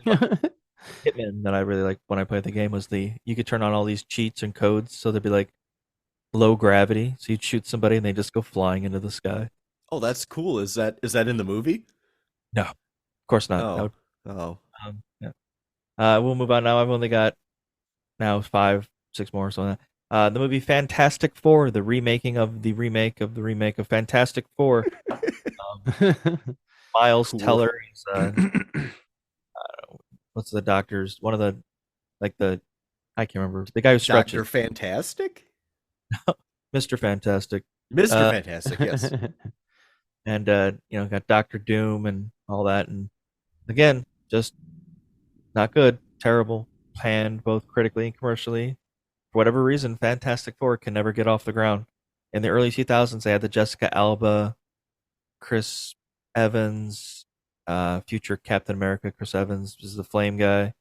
But yeah, I don't remember Michael Chiklis as the Thing and a Chiklis. But yeah, that had 2 movies. It was Rise of the Silver Surfer, and it was done. But yeah, Fantastic Four, for whatever reason, they just can't get it right. Another terrible movie for 2015, the movie Paul Blart, Mall Cop 2. Oh, God. There we go. There we go. Still blarting. Yep, still copping. Yep, still copping a feel. All right. Another terrible movie of 2015, the movie Absolution. Absolution. I remember. That sounds like a good movie by the title. Yeah, I'm trying to. Let me see here. Absolution movie. Oh, I think it's a theological movie. No, wait. Never mind. It stars Steven Seagal. That's why. Steven Seagal, Absolution. Oh, I see. An action crime thriller. It was released on May 15th of 2015. Yeah, it's Steven Seagal in his chubbiest, most not only like his martial arts is basically a result of other people's actions and him using their momentum against them. So he kind of takes acting in the same way, where he just kind of sits there and lets other people talk, and he just says a few words here and there and barely does anything. Just sits there. Yeah, so Absolution. Good got his glasses and his goatee and his hair are like jet black. Like it's like all painted on. Okay, right on, man. All right, we got 2 more. Yeah, he's very bloated looking and bloated carcass just sitting there. All right, we got two more here. God, speaking of sequels, the movie Joe Dirt 2, Beautiful Loser. Joe Dirt 2. Is that David Spade or? It should be. Hopefully it's like Larry the Cable Guy and like Joe Dirt just gained a lot of weight. Oh no, it's David Spade still. So that's a plus. Yeah. Joe Dirt 2, Beautiful Loser. Probably stars Kid Rock as well. I remember him being on the first one. No, it's got Christopher Walken. Oh God, he's probably it's his dad, right? Or like his step parents. Who knows? No, it was his parents because they left him at the Grand Canyon, and it was Christopher Walken and someone else, and it was in his because that's the whole plot of Joe Dirt 1. He's like, I'm just looking for my family, Just like, it's terrible. Yeah. And the last terrible movie of 2015, the last one is the movie San Andreas with The Rock, Dwayne The Rock Johnson. San Andreas. And that's where the San Andreas fault cracks, and there's a giant earthquake, and he's got to save people. And I'm not sure if there's another movie that came out a few years after this that I've got to talk about because I heard like a description of it on NPR, where for whatever reason, The Rock is an amputee, and he's saving his family in some building that's been overrun by terrorists. And it becomes like Die Hard and like something else. It's just like this mix of terribleness. For whatever reason, he's just an amputee. Yeesh. Yeah. But San Andreas, if I'm not mistaken, he's just it's just about an earthquake. Go on. I assume in San Andreas he gets down in the San Andreas fault, and grabs both sides and pulls them back together to like stop the earthquake. Thanks, Rock. No problem. Yeah, I can see that. Just yeah. That'd be a much more sensible plot than whatever the fuck happens in that movie. I guarantee it. All right. Well, that will do it for the movies of 2015. All right. We will now move into our music section of the podcast with the music of 2015. Man, it's the music of the 2010s. I'm gonna listen till I can't no more.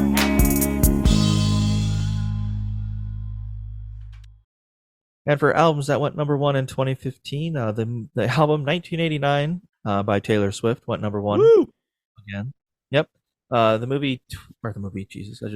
The album 25 by Adele went number one. Yeah, okay. The album Beauty Behind the Madness by The Weeknd went number one in 2015. Mm. The album Purpose by Justin Bieber went number one. Kill the Lights by Luke Bryan went number one. Dreams Worth More Than Money by Meek Mill went number one. And If You're Reading This, It's Too Late by Drake went number one in 2015. The number one album was 1989 from Taylor Swift. Yes. Yep. I remember. We are really out of touch here. Yeah. I just literally wouldn't listen to a single one of those albums. Not a single one. Personal album picks for 2015. I've got Kendrick Lamar's To Pimp a Butterfly. I've got Stapleton's Traveler. I like that guy's voice. I think he's a good singer. I've got Godspeed You, Black Emperor, Asunder, Sweet, and Other Distress. Another album selection of mine. I don't think I've listened to that one. And King Gizzard and the Lizard Wizard back again for Paper Mache Dream Balloon. Their album Paper Mache. Yeah, that's a good one. Yep. And those are my personal album picks of 2015. Man, that's it, huh? That's it. Wow. Really like the worst albums because here we are. Worst albums of 2015. Kid Cudi, Speed and Bullet to Heaven. It's a grunge and alt rock album from Kid Cudi. Oh my god. Yep. Speed and Bullet to Hell would have been better because that's what it feels like. Chris Brown's album Royalty was one of the worst albums of 2015. Zach Brown Band, Jekyll and Hyde, one of the worst albums of 2015. Lil Wayne's Free Wheezy album, one of the worst albums of 2015. And the worst album of 2015. You will never guess. You will never guess in a million years what is the worst album of 2015. I didn't know this was a thing. I had no idea this had happened, and when I found out, I was blown away. You're going to think I'm joking here. I am not joking. The worst album of 2015. All right, everyone brace themselves. Okay. The album Wake Up by Pope Francis. That's What? right. The Pope. The fucking Pope has an album. Is it like rap? Nope. It's not rap. It's the Pope Gospel? inspirational messages while music plays in the background.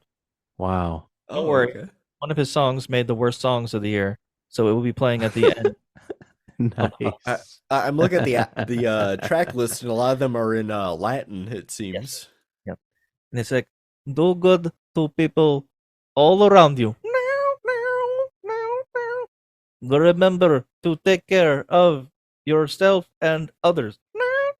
It's just That like reminds me of that song that came out in like the 90s, where it's like, "Hey, you're gonna grow up, and then remember to brush your teeth." And do you guys know what I'm talking about, with like the music in the background? It's just like spoken word.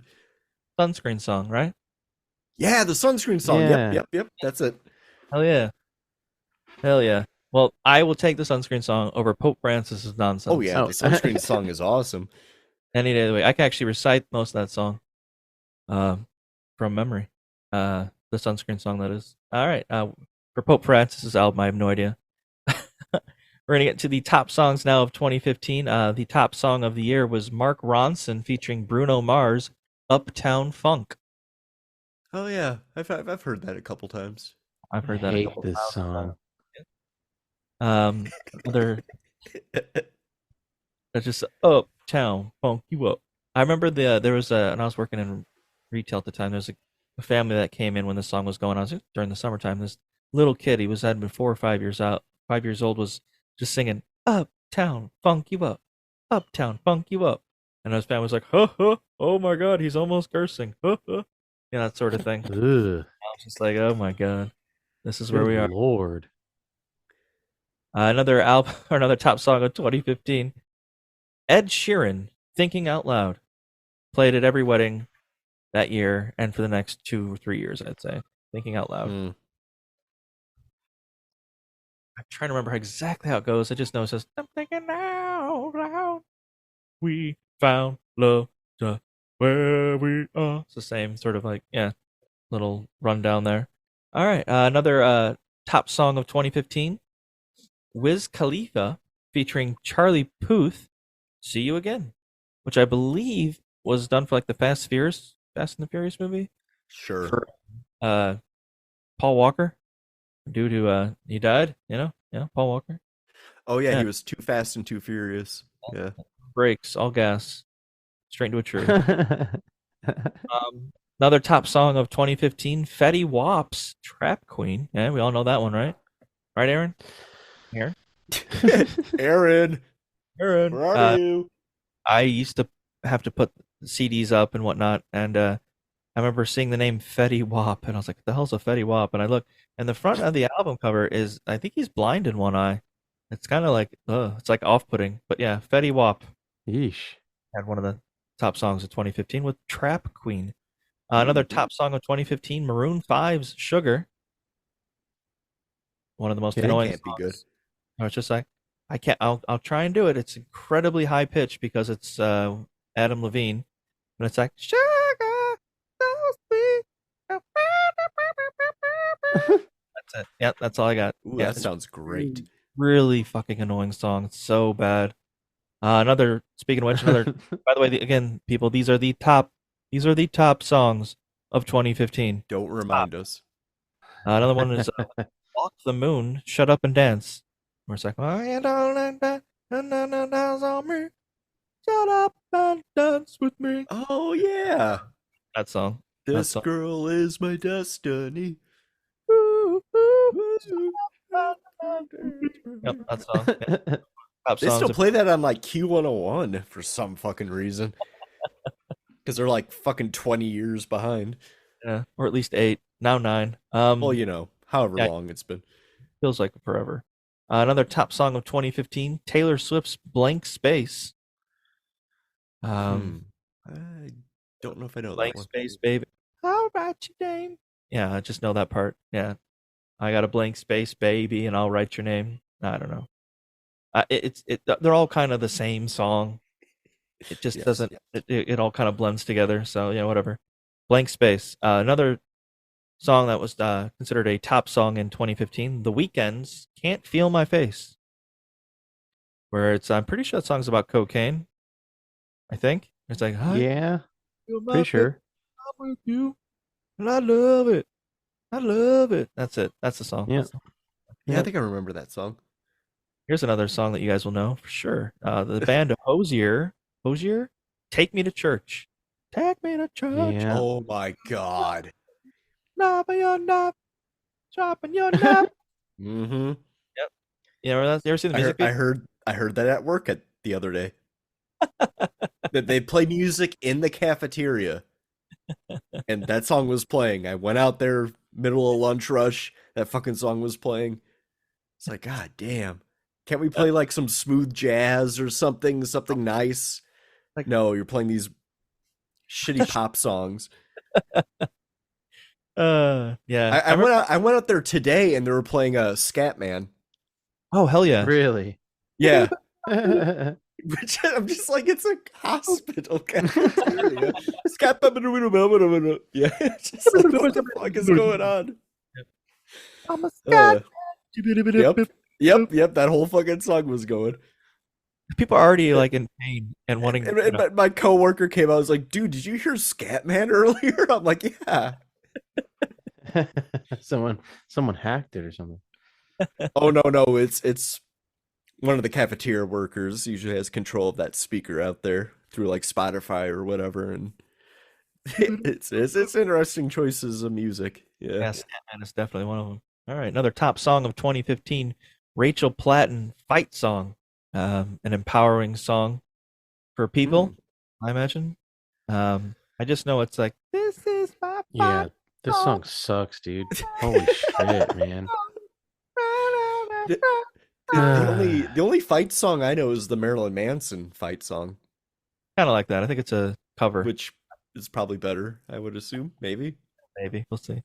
Another top song of 2015, Drake's "Hotline Bling." Hotline Bling. Yep. I don't know much about this guy at all. I've never liked a single thing he's ever done, and that includes Degrassi. I don't think I've ever listened to a Drake song ever. Yeah, it's hard to get through. Not that I'm aware of. It's hard to get through. All right, we're gonna power through here. 4 left. Don't worry. 4 left for the top songs of 2015. Adele's "Hello." Hello. Yeah, I can't forget this one. Hello from the outside. Now I remember when I was at Target, they had Adele's 25 release, and it was a huge event, and every single TV played 4 or 5 of her songs from that album on repeat, and it drove me insane because I just done Taylor Swift's 1989 the year prior, and right. now I've got to deal with Adele, and that's when they broke me, and I shut down every TV. I first I powered them off. I said I couldn't do that, so I muted every single one of them and hit remotes. And it wasn't just me; it was the customers too. They all got sick of hearing "Hello" 40 times while trying to get a phone. Like, you just don't hear fucking "Hello" that many times. Not that saying it's a bad song per se. Out of all the other songs on here, it's one of the better ones, I'd say, probably. Yeah, I was gonna say I've only heard it a few times, so I kind of like that song. I think it's actually legitimately good. Yeah, but I mean, in your case, hearing it nonstop all day, every day, that's insanity. So during the holiday season too, if I'm not mistaken. So yeah, it was nuts. We got 3 more here. We got Shawn Mendes with "Stitches." Shawn Mendes with "Stitches." No. No? Yeah, I don't fucking know. I don't quite remember. It's on the tip of my tongue how a song goes. Aaron would know, but or maybe wouldn't. But I know that it's not good. I know that. What I can remember is irritating, and it's just a vague noise, and that's kind of like a good way to describe Shawn Mendes' music, a vague noise. Another terrible song, another top song of 2015, Fall Out Boy's "Centuries." Oh boy! Oh yeah! Oh yeah! Get the fuck out of here, Fall Out Boy. And don't play that on Q101. No. And the last top song for 2015 that I'm going to mention, Big Sean featuring E40, "I Don't Fuck With You." I don't fuck with you, stupid ass. I ain't fucking with you. There's this movie with Charlie Day where he's got his daughter, I think, is like doing some sort of presentation in front of the elementary kids, and she's really anxiety ridden. She can't really speak in front of people. She's having problems. He's late. He shows up and he's like, tells his wife, play this song. Tell the DJ to play this. I'm going to get up there. We're going to do her act. And so he tells his daughter, we're going to do the act. We're going to do it. We're going to do it. Okay. And she goes up there and she starts singing Big Sean's I Don't Fuck With You. It's like, she's like 10. And all the kids are like, what the hell? And the parents are horrified. And yeah, that's the first time I heard that song. So I'm not saying it's a good one. Just saying that's Right. what I think of. I imagine we can just move straight ahead to actually the worst songs. I know it's a strong field, but the worst songs of 2015. Once again, Jason Derulo has made his appearance with Want to Want Me.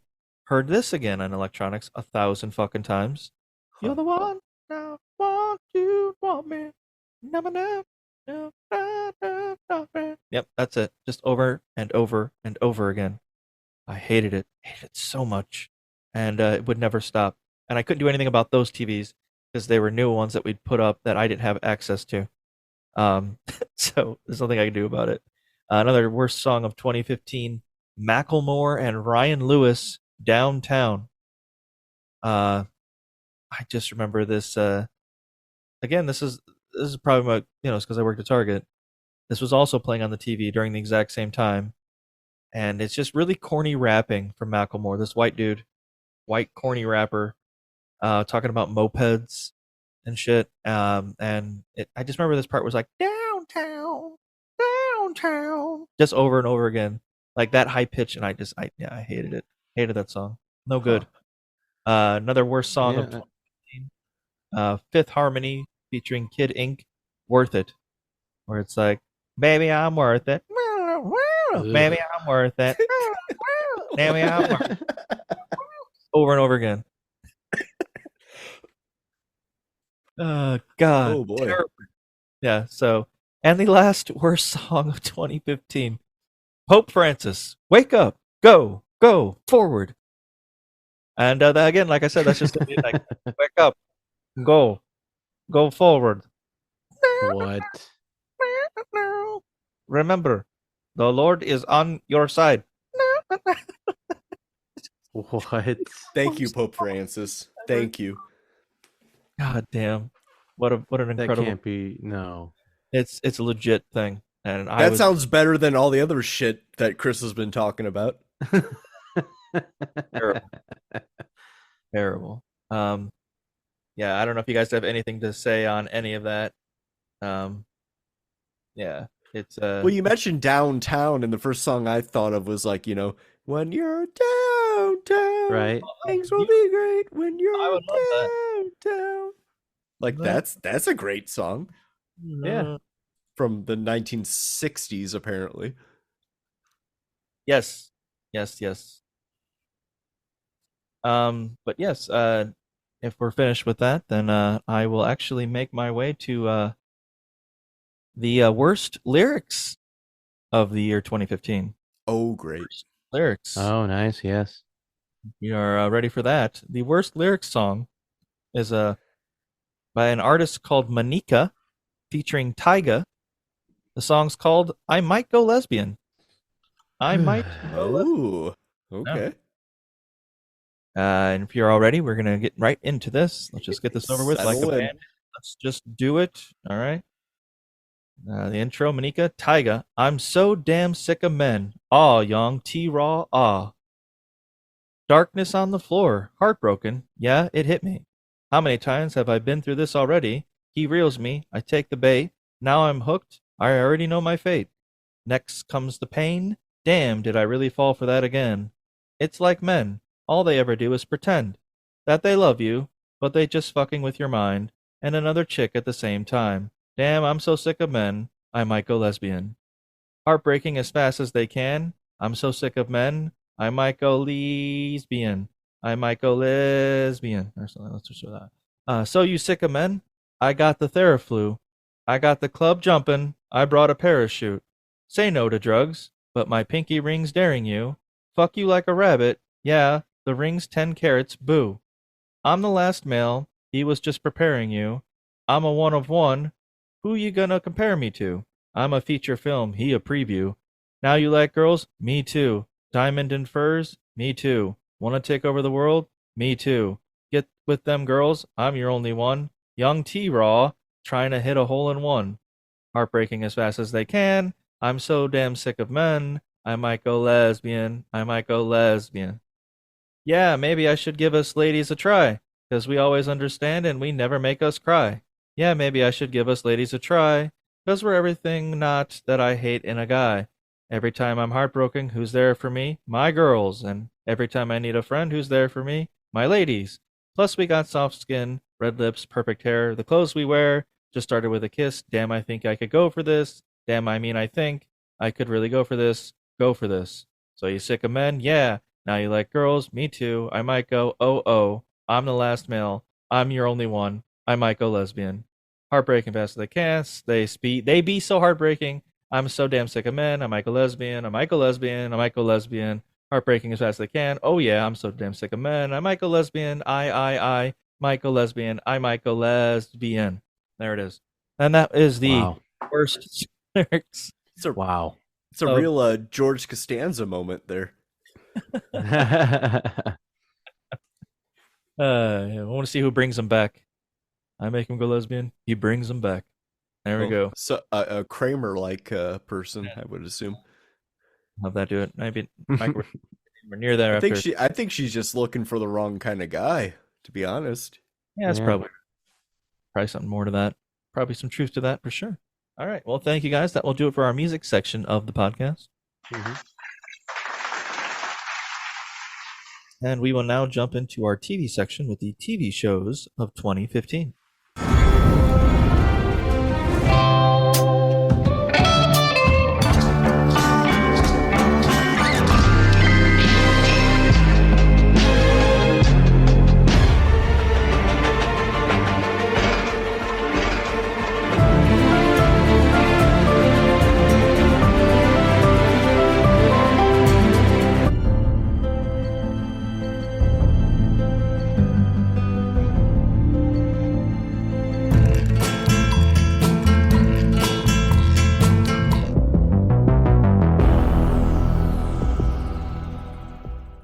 For TV shows that debuted in the year 2015, the show Daredevil debuted, Marvel's Daredevil. I really like this. I think it's one of the best things Marvel's ever done.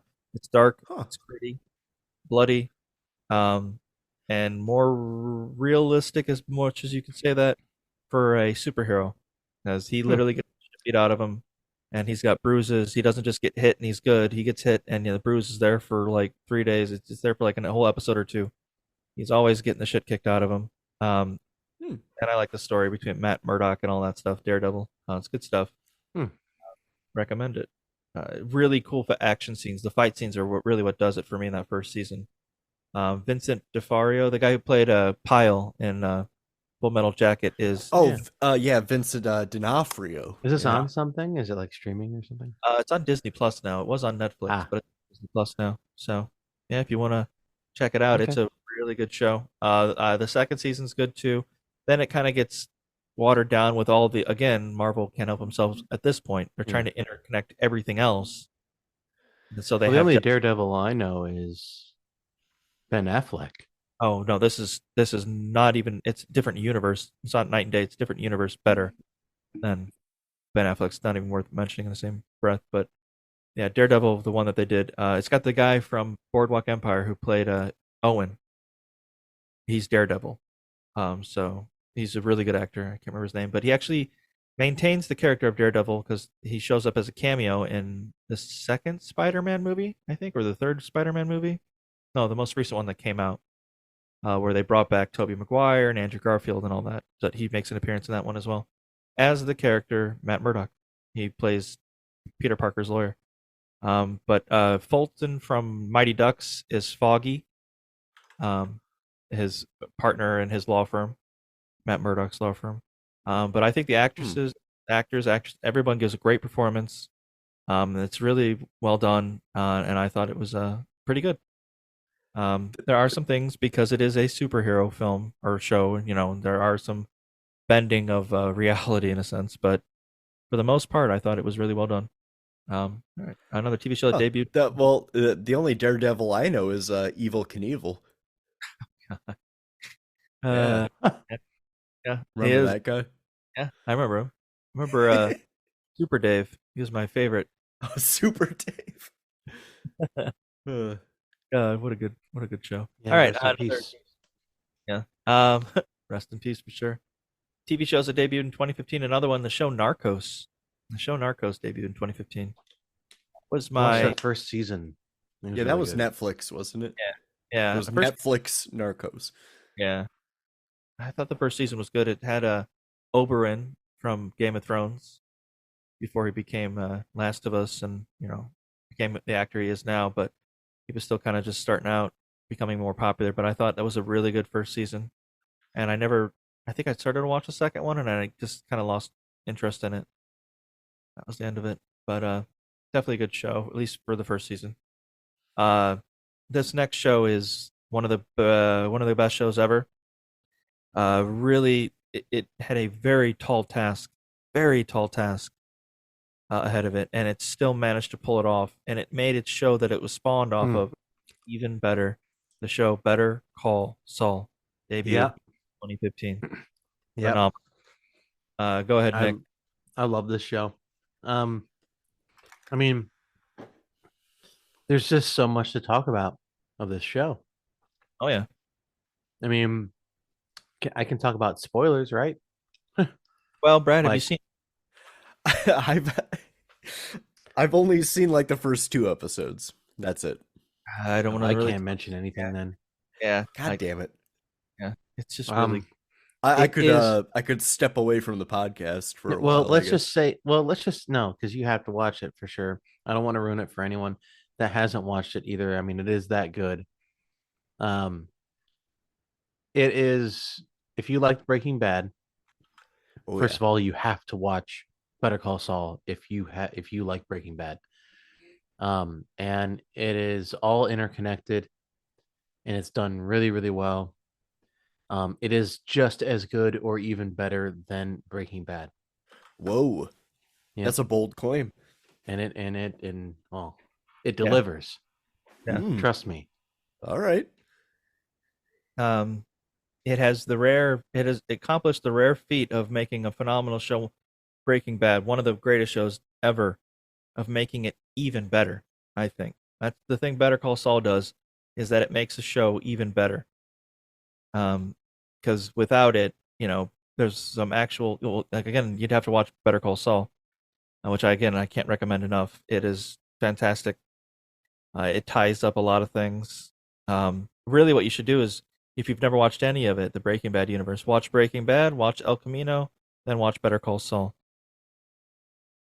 If you want to watch it again all the way through, you can do what I did and watch Better Call Saul season 1 to 6 through episode 9, then stop, and then watch all of Breaking Bad, all of El Camino, and then finish the entire series from episode 9 of season 6 to like 13 or whatever it is for Better Call Saul.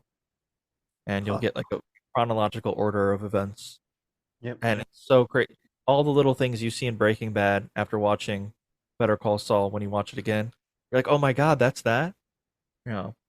Mesa Verde, just Walt's bank that he uses. Right. How much of an important role that plays in Better Call Saul. It's just an offshoot, one shot while Walt's taking money out of the bank to give to Jesse to buy an RV. Yeah.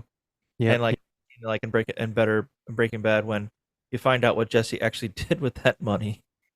And then he got out of the strip club and he's like, man, I just blew this guy's entire savings. And Combo was like, oh, I got an RV for you. He gave him the money, gave him the keys to the RV, and Jesse just takes off. And that was it. He actually almost failed the whole thing. But yeah, there's a lot of stuff like that you get like with Better Call Saul. Bob Odenkirk is an amazing hit. I can't remember her name. I can't remember her name. It's gonna drive me nuts now. It's girlfriend. I mean, the 2 episodes I've seen, like the second episode, Tuco is involved. Yep. I don't know why I stopped after 2 episodes. I guess something else caught my attention. Yeah, it's all right. I mean, it is a slow. I mean, it can be. It is slow at start, but I'm honestly kind of jealous, Brad, because you get to watch Better Call Saul for the first time. And That's yeah, actually Well, I a big better get deal. on that because Yeah. you guys are counting on me to watch it. it's yeah, I can't recommend it enough. From beginning to end, every plot point, there are no like plot holes. Everything is nicely tied up. Nice. Vince Gilligan. I predict I will start watching it, and then on Discord, I'll start like, "Holy shit, guys! What? Right. This is Oh, fucking yeah. crazy!" So many good performances, and you get to find out more about Slippin' Jimmy or Saul Goodman. Yeah. You get to find out all about And, all. You get to find out Mike Ehrmantraut. Yeah, I was gonna say Mike. I know Mike shows up at some point. I've And heard. Gus, you get a whole thing for Gus. It's like Really? Yep. Because it's everything that happens right before Walt joins everything. So like it's like a handful of years. It's like late 90s, early 2000s when Better Call Saul starts, and like Breaking Bad starts in like 2005 or something, you know. Mm-hmm. And so a lot of these things have happened, and just as a certain thing is happening, Walter White enters the picture, and you get to see what their view of how things transpired went down. So yeah, it's awesome. Really, really good stuff. I can't remember. We'll move on now. Right. Another TV show that debuted in 2015, the show Jessica Jones, that goes along with Daredevil. Like I said, tie-ins with Marvel. Jessica Jones, I've not watched, but I've heard it wasn't bad. I've heard the main villain in that show was really good. He was the doctor, I believe, in Doctor Who, I think. But good stuff. Another show that debuted in 2015, Fear the Walking Dead. Yeah. Just by this point, I don't even know who the hell cared. But they brought it out, so I guess it's still around. So I guess enough people did. So I guess what are you gonna do? Another TV show that debuted in 2015 that I could not stop talking about, and I was completely enraptured with when it came out. The show Making a Murderer on Netflix. Oh yeah. That's a good one. Yeah, that whole thing. I remember Nick and I talking in the back of an Uber while we were getting Uber to a country club at my aunt's house. Or no, not her house, but like near her. She lives in some ritzy part. So there's a country club that they frequent. So my aunt paid for an Uber. We grabbed a bottle of wine from the wine cellar and took it to this country club to go hang out with a bunch of people. Talking about how they're going to go to Aspen next week for the week or whatever. Right. Nick's like, I'm going to go work at Subway. Yeah, right. Yeah, so it's the next best thing. Yeah, but Making a Murder, that was fascinating. Steven, Fuck, man. I binge watched that whole show in like one day. Yeah. And I think I texted you, Chris, about it. It's like, man, I just watched the whole thing in 12 hours. It was good. It was like, they gotta let this guy out. There's something fishy going on, you know? And then I've heard conflicting reports, and it's just like, nobody really knows. It's possible that the whole state was really corrupt, and I can totally see it. So, yeah, there could be a guy who's in prison, basically. The guy's like, I'm going to learn how to be my own lawyer because I can't afford to anymore. All the money that I got is gone. You know, and he's just back in prison again. After getting out, a murder happens, and like, it's him again. Put him back in there. You know, there's not a lot of the blood splatter in his car doesn't make any sense. Right. Finding the key, you know, and then all of a sudden there's her car is just buried like with a few bush like trees, and like his nephew got arrested and put in prison too, and he got like intimidated into like giving a confession.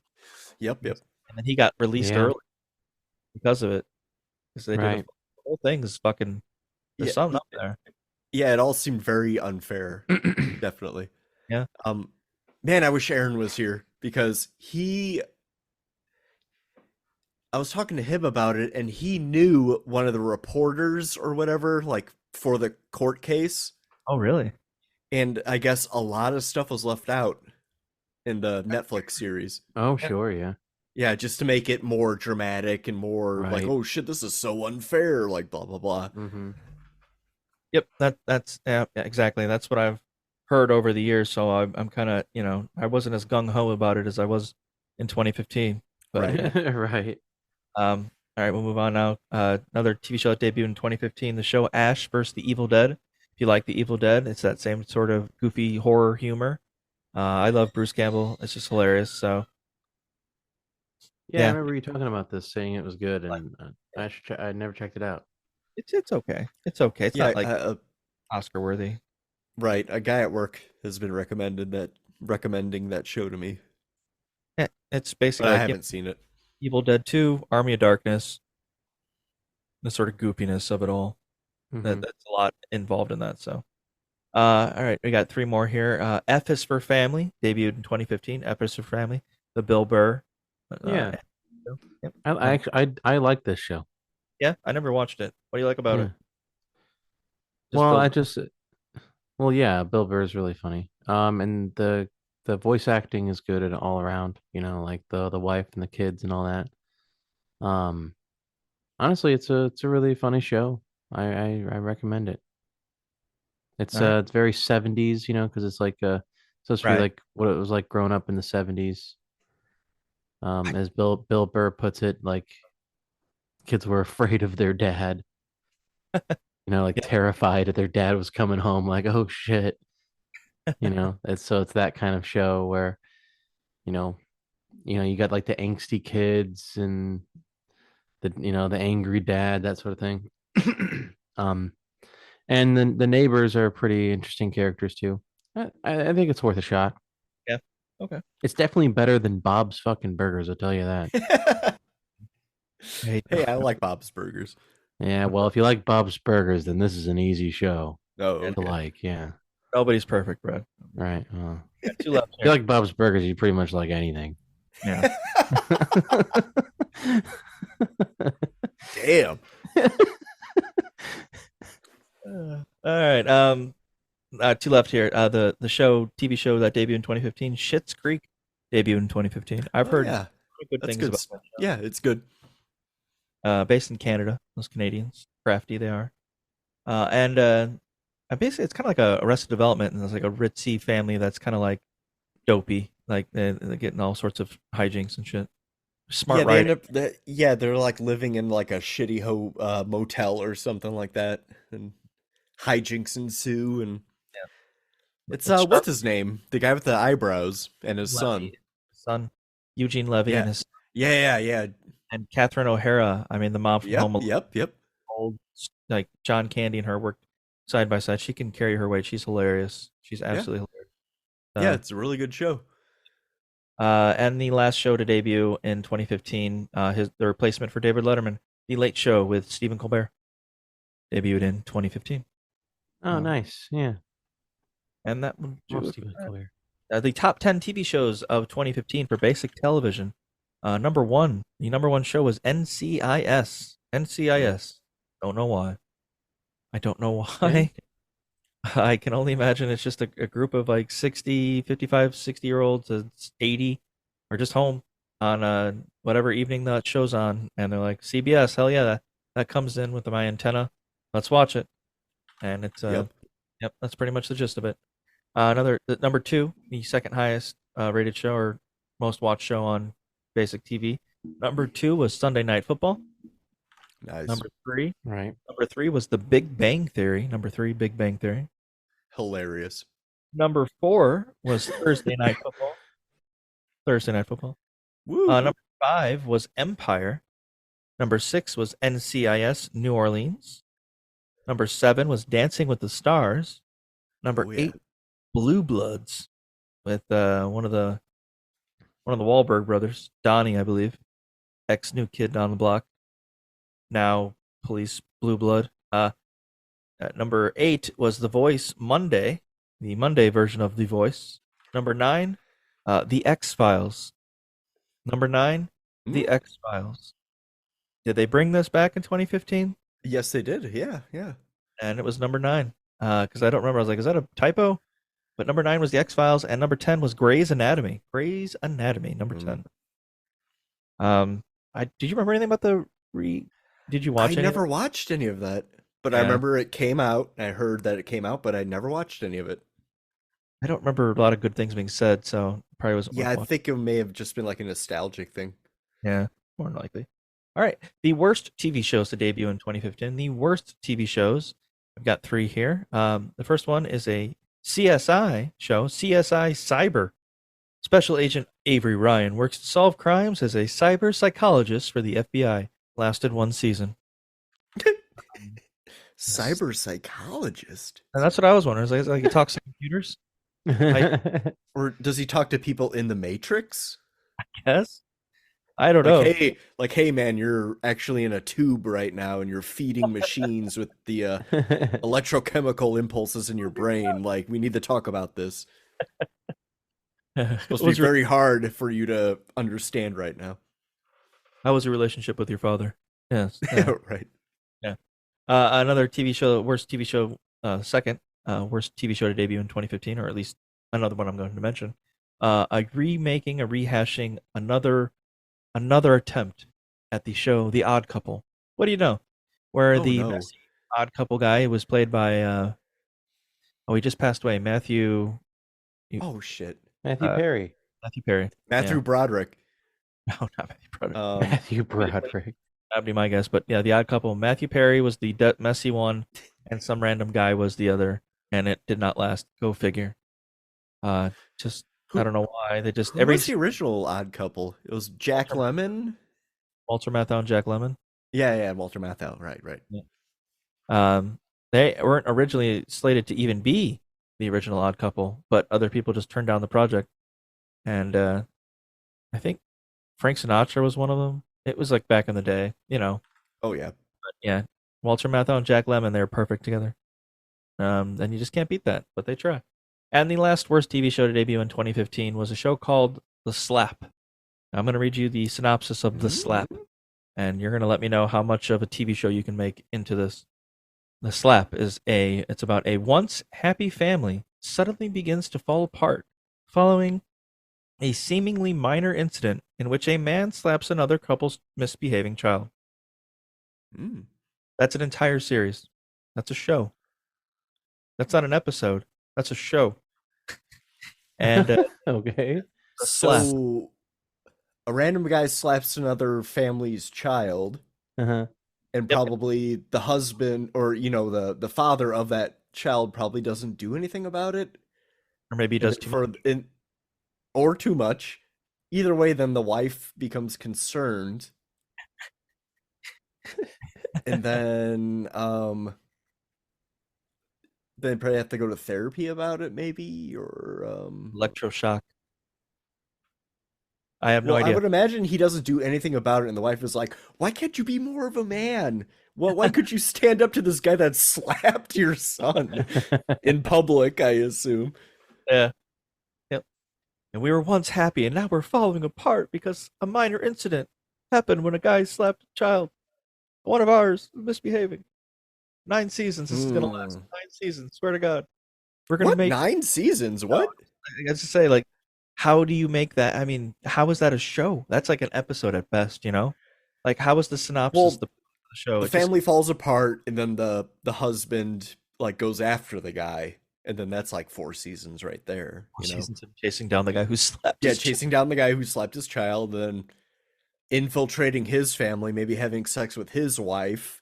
Yeah, and then he ends up slapping his child, and that's the big, series finale, or the mid-season climax of I don't know. That too. Yeah, we've talked way too long about The Slap. I don't know. I'm just making shit up off the top of my head, as they were too. All right, thank you guys. That will be for our TV shows of 2015. All right, and we will now move into our last section of the podcast with video games of the year 2015.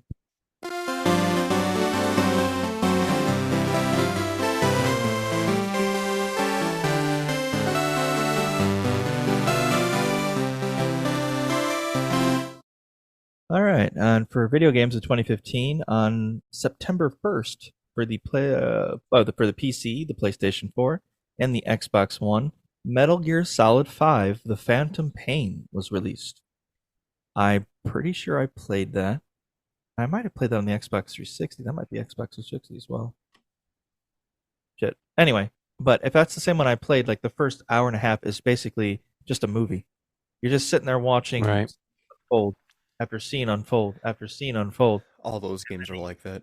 Yeah, and then you wake up and you're in a hospital and you have to figure out how to move your left leg, then your right leg, then the hospital's bombed and burning and you have to crawl on your hospital gown and avoid guards for a second. And I'm just like, what the fuck? That's cool. The game gonna start? And I just got annoyed and I just saved it and never bothered to pick it back up. That was it. Another game that came out July 21st for the PlayStation 4, the game Journey. PlayStation 4 Journey, which I believe is a really beautiful looking game. It's like an indie game. It feels like, I can't remember, I don't know the plot of it, but I'm pretty sure Brad Brad, already talked about Journey. or maybe it came out, maybe it was PlayStation 3 and Xbox. Now it came out for the PlayStation 4. And we talked about something else as well, Shovel Knight, I think it was. It's getting hard to see because it's hard for me to remember which one we talked. It's been 3 weeks ago. But like maybe it was like re-released for the next consoles. Yeah, there was a bunch of games like Shovel Knight again was released, but Shovel Knight was released on the Xbox 360 and whatnot. Now it was released on the PlayStation 4 this year, so it like makes its way to that. So it wasn't released on the PlayStation 4 at least until July 21st. Journey wasn't at least until that 2015. Gotcha. We'll move on. I remember trying to talk about Journey. It's kind of hard to talk about that game. Yes, yeah, but it's a really beautiful, excellent game that everyone should play, and it's very short, so there's no excuse.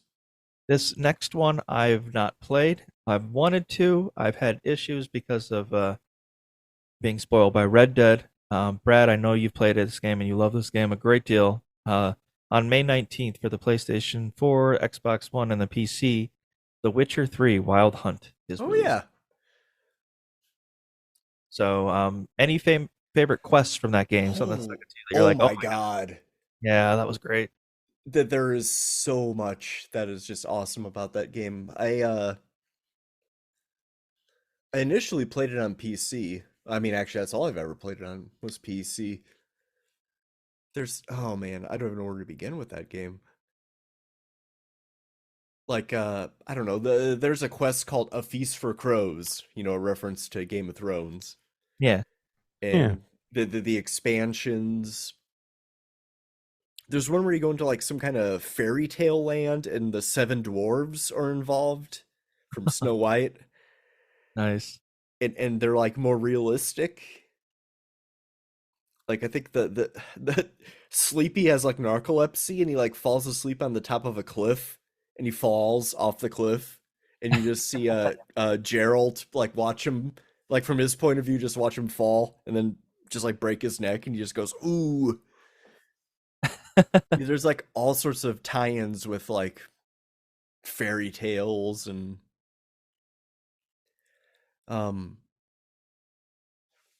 it's interesting. There's quite a few different endings to that game, depending on how much you like coddle. What was her name? Ciri or Circe? Ciri. Yeah, she has like the same powers you do. Yeah, and if you're like too like careful about her, like you're too overbearing, like in her decisions because you have like multiple choices because it's an RPG and. She ends up like dying at the end of the game, and then you just like kill yourself basically at the end of the game, and it's like horrible. But if you let her do her thing, you have like the good ending. And oh, nice. How many hours did you put into the game? You'd say? I mean, I could like load up Steam right now and tell you exactly. Like probably like 130, 140. Not compared to other people, it's not that much, right? But for you, yeah, for me. I tried playing it and I could not get on the horses. I couldn't do the horses. And maybe I remember like not playing it for a long time and then trying to play it again and I could not do anything. Yeah. Like the controls are just kind of different, or maybe I was just like used to what do you call it? Like Dark Souls kind of controls. Yeah. It's okay. But, it's an excellent game though.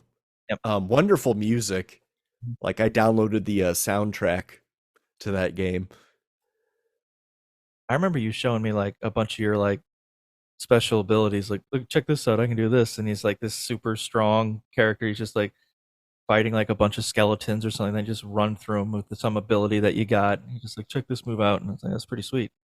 I've always really wanted to play it. I really hope they remake it with updated fighting and like horseback, because I would absolutely love to play this game, and I'd be probably. I have 135.3 hours. Nice. Last played January 5th, 2023. So it's been about a year since I played it. Yeah. All right. We will move on to another game here. Brad, brace yourself here. On March 24th for 2015, for the PlayStation 4, the video game Bloodborne was released. Bloodborne. Oh, man. Now I have to do a whole nother monologue. Yep. All right. Bloodborne. Let's see. That was the first Souls game I played. The first From Software game I played. And I absolutely loved it. It's like old-timey London town / Lovecraftian horror. All sorts of weird fucking shit that I was not prepared for. Really hard, really difficult fighting, all sorts of weird shit. Every area had totally different enemies. Had no idea where I was going. There's no map. You can't pause the game because that's how those games are. Yeah. I had not played Dark Souls before then. Oh man, what's up? I bet it was an eye-opening experience. Oh, it was like just. I remember getting through this whole like old-timey London town area. Then I went to like this foresty swamp area, and I found this like underground cave with all sorts of poisonous things, and then I found this really big ladder, and I went up this ladder. I'm like, oh man, where's this gonna go? And I get to the top of the ladder, and I'm at the very beginning of the game. and I like lost my mind. Like I just looped back all the way to the beginning of the game. I remember you showing me clips from that game. I remember you showing me, you just booted it up and were playing. I'm playing Bloodborne. Check this out. And I remember thinking the aesthetic was really cool. It looked really difficult. And I never played a game like that. And I was like, I know I would just get frustrated. And I really wish I had gotten a PlayStation 4 and gotten this game, because I would have loved to have played it. Because I mean, I love Elden Ring. I think it's a phenomenal game. And Sekiro was a lot of fun. The blocking. Liza P, I thought was really good.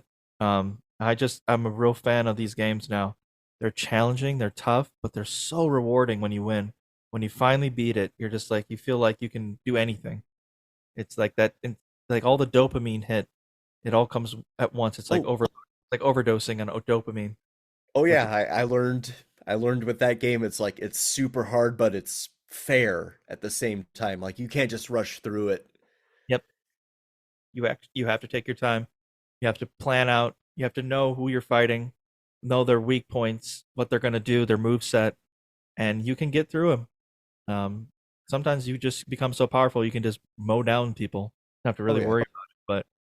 But yeah, what was it called? It was called like Insight or something like that. If you had enough of that, which is kind of a bad thing, but with enough insight, you can see what's really going on in the world. And like in the like early areas, there are these giant like Lovecraftian like Cthulhu looking things that have been there the whole time, just watching you, and you can now see them. It's fucking terrifying, and it's fucking awesome. I loved that game, and I'm so glad it got me into Dark Souls and all the Dark Souls and Elden Ring and Sekiro, which I also played. I watched a streamer, not live, but I watched a video of her playing Son of Kios or something like that. It was like this DLC boss for Bloodborne. It had like this meat cleaver thing, and it does this scream, and it was like she died like 700 times. And then like in the middle of like, I don't know how long she was streaming for, but it was like she was just like dead to the world, just dead-eyed playing the game.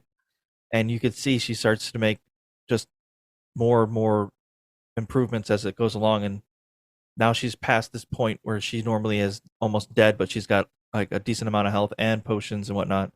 So she's doing better, and then they could see like the excitement slowly start to kick in, and she realizes how close she is to winning, and she finally does, and she like breaks down. And I was like, God damn, what a game.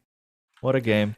Yeah, I never played the DLC for Bloodborne, but I've seen people play it, and I'm just like, nope. I can't do that. All right. I beat the game. I beat that game.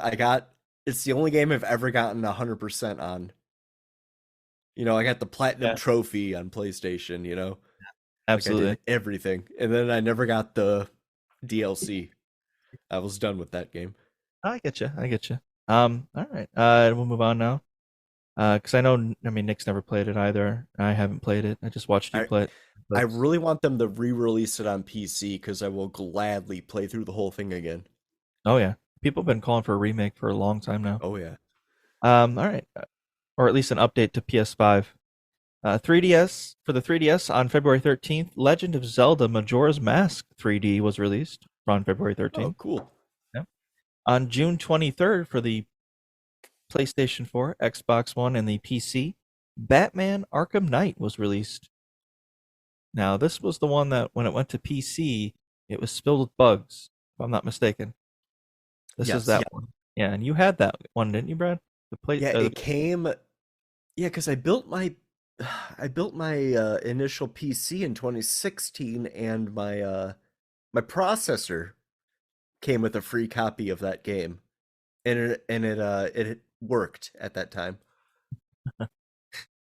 So I played some of it, and it was pretty good. Yeah. You ever play Arkham Knight, Nick? You ever play any of the Batman games? I think I played like Asylum. Okay. They were okay. I think Arkham Knight isn't that the one with the Batmobile, right? You finally get the Batmobile, you get to drive around in the Batmobile in this one. Oh yeah. Yeah, that's the one I played too. I played this Arkham City and Arkham Knight. And Arkham Knight, I thought driving the Batmobile was fun, but then all the missions that were centric around the Batmobile, I kind of got annoyed with, and the Riddler, and how many little collectibles and things you can get. Kind of like, a bunch of Riddler shit in that game.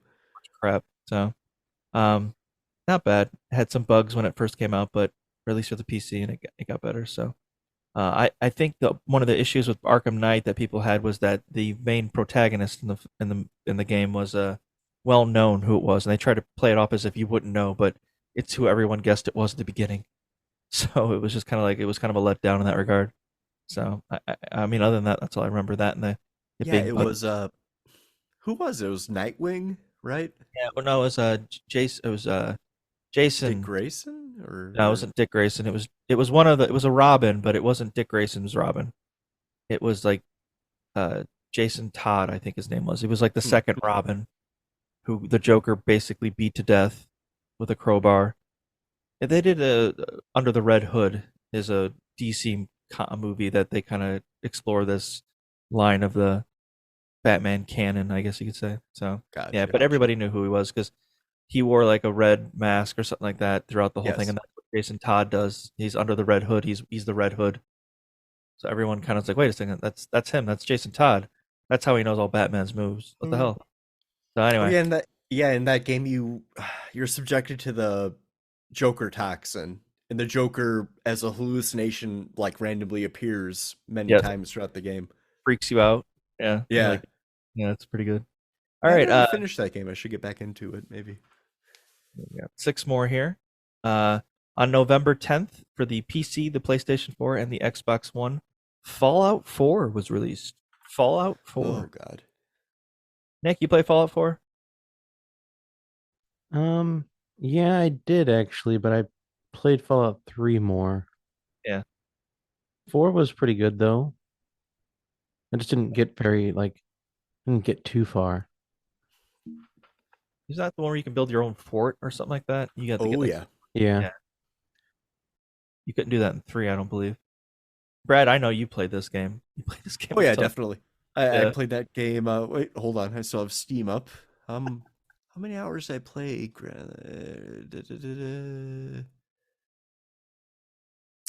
Where are you? Oh, 136 hours. Yeah. One more than Witcher 3? Yeah, one more than Witcher 3. I really like the music Yeah. Like all the radio stations, building your own fort, which I got a mod that removed the limit, so I built a huge fort. And I like the twist that the main antagonist was your son, right? Oh, I never played it really. Like, oh, okay. You get like frozen for a long time, and then you come out and you don't really know how long you've been frozen.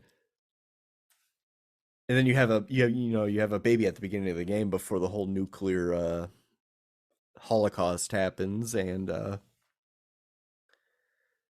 yeah, it ends up being your son is the old man basically, who is like the main antagonist, and you can side with him, or you can side with like the rebels or some other faction, and it's all that's how you get your like 3 or 4 different endings.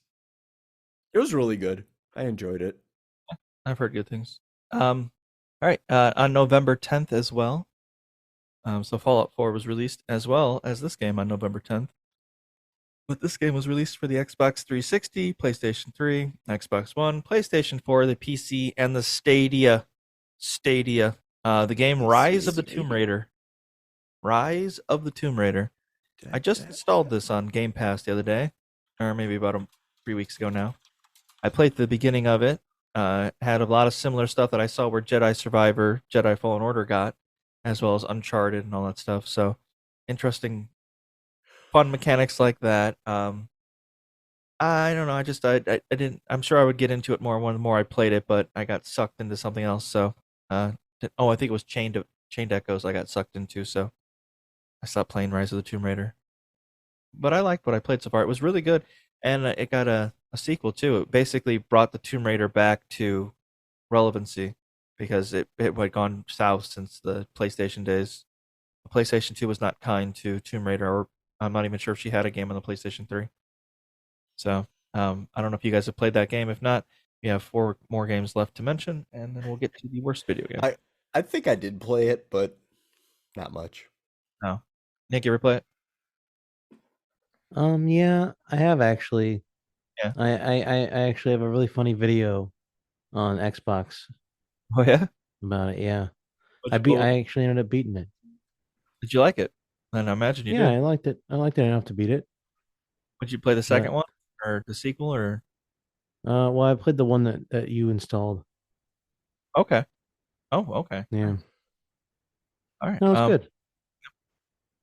All right, then on July 7th, this one's a big one. On July 7th for the PC, the PlayStation 4, and the Xbox One, the game Rocket League was released to the public. Rocket League. Oh man. Oh man. So many. I need to get back into that game. Really.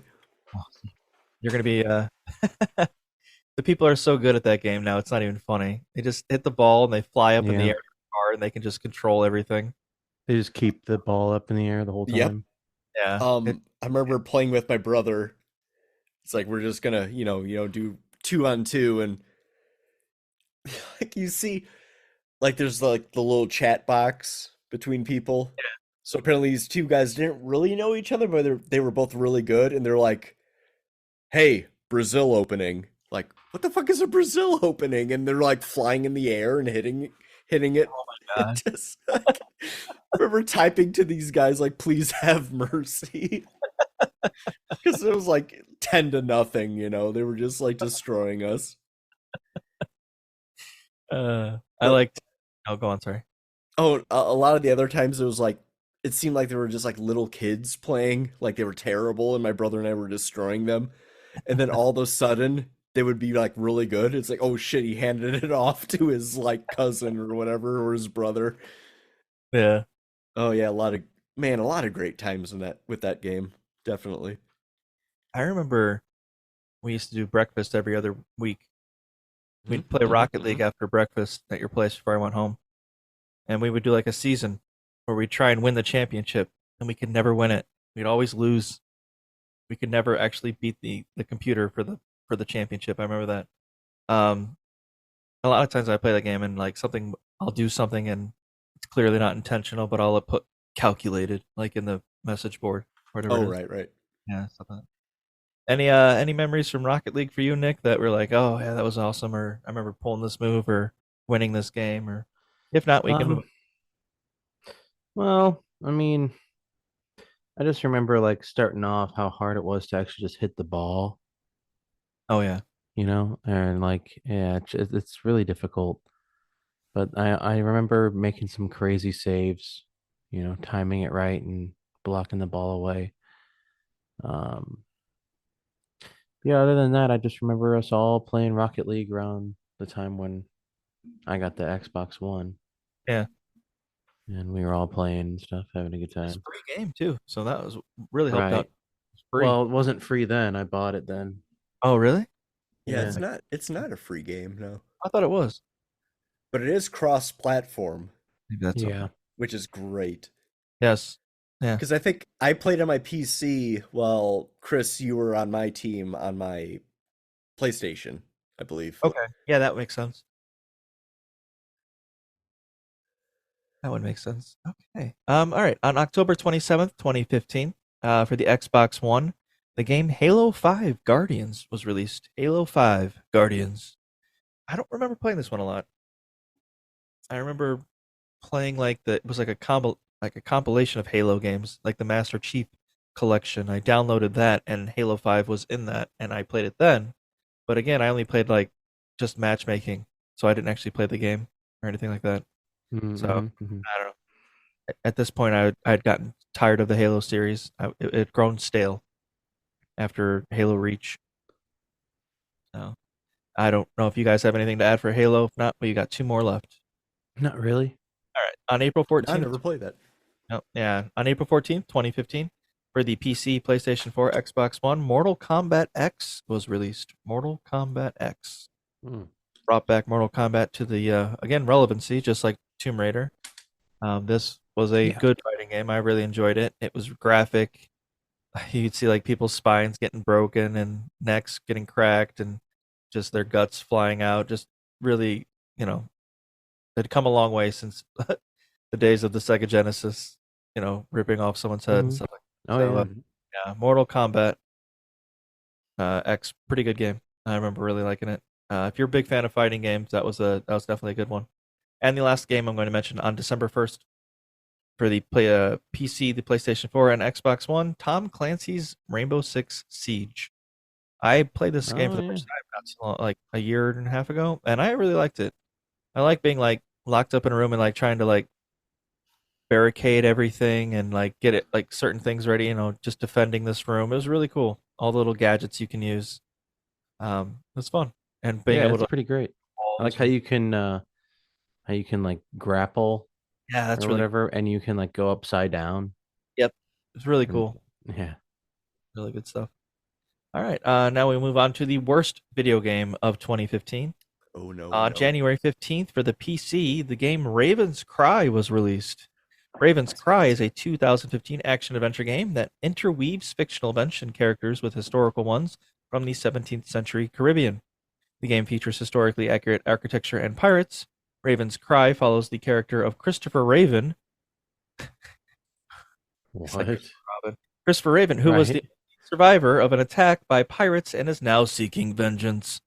The story is divided into chapters. In these chapters, Christopher, the player-controlled character, is tracking down a particular pirate known as Neville Scranton, who he blames for leading some former pirates who took part in the massacre of the only people he has ever loved. Raven's Cry also features role-playing game elements, including a morality system, side quests, and magical items, which can increase character attributes including being brave, fear, and notoriety. Upon release, Raven's Cry was widely panned by critics. The game received a score of 25.71% on Game Rankings and a 27 out of 100 on Metacritic. The game was accused of being released in an unfinished state due to large chunks of missing content and a large amount of technical issues, such as numerous bugs and glitches, frequent crashing, frame rate stuttering, characters' dialogue files often not playing during cutscenes, and bad NPC animation. That's a hell of a thing. The game was also criticized for its difficult to follow and uninspired plot, outdated graphics, clunky controls and combat, sexist, homophobic, and racist writing, lack of tutorials, poor voice acting, and generally boring gameplay. Raven's Cry received a 1 out of 10 score from GameSpot for its rampant racism, sexism, homophobia, broken gameplay, and button mashing tedium. Brandon Tyrell, writing for IGN, gave the game a 3 out of 10, citing its inconsistent dialogue, clunky combat, rigid control, and game-stopping crashes.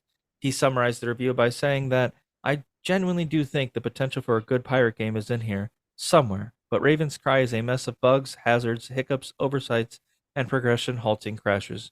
If you never set foot on land, its ship-to-ship combat might be respectable.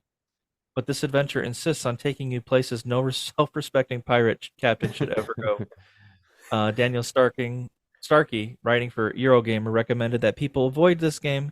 He criticized the plot, stating that tension and drama is soon lost as the plot drops from an obnoxious cocktail of cliches. He also labeled the combat as bland and dismissed the open world concept, stating that Raven's Cry wants so desperately to have an open world, but never quite understands why. Allegra Frank of Polygon named it one of the worst video games of 2015. And there you have it. The worst game of 2015, Raven's Cry. Yay. Jesus. Kind of the usual stuff, glitches, bugs, crashes. The racist, homophobic dialogue is something new, sort of. But yeah, for Raven's Cry, 2015. All right. If you guys have nothing else to add, we can finish it up here. No. No, I'm just glad I've never played Raven's Cry. Yeah, right. All right. And with that, I hope you enjoyed listening to our conversation, and will join us again for another installment of History with Hersfat. Don't forget to hydrate, exercise, and to like and subscribe to the podcast. All these things are essential for your health and well-being. Take care of yourselves and each other.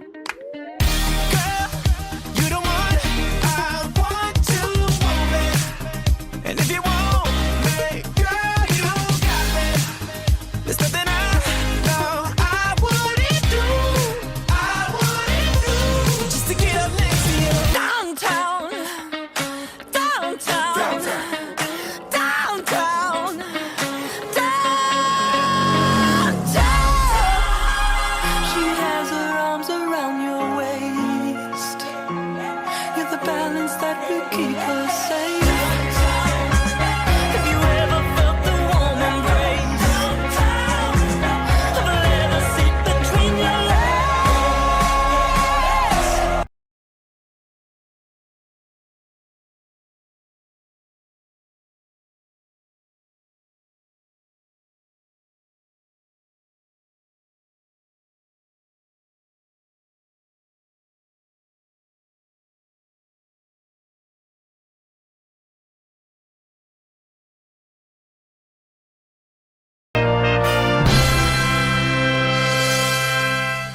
Wake up. Wake up. This word speaks of a responsibility which the Lord gives you.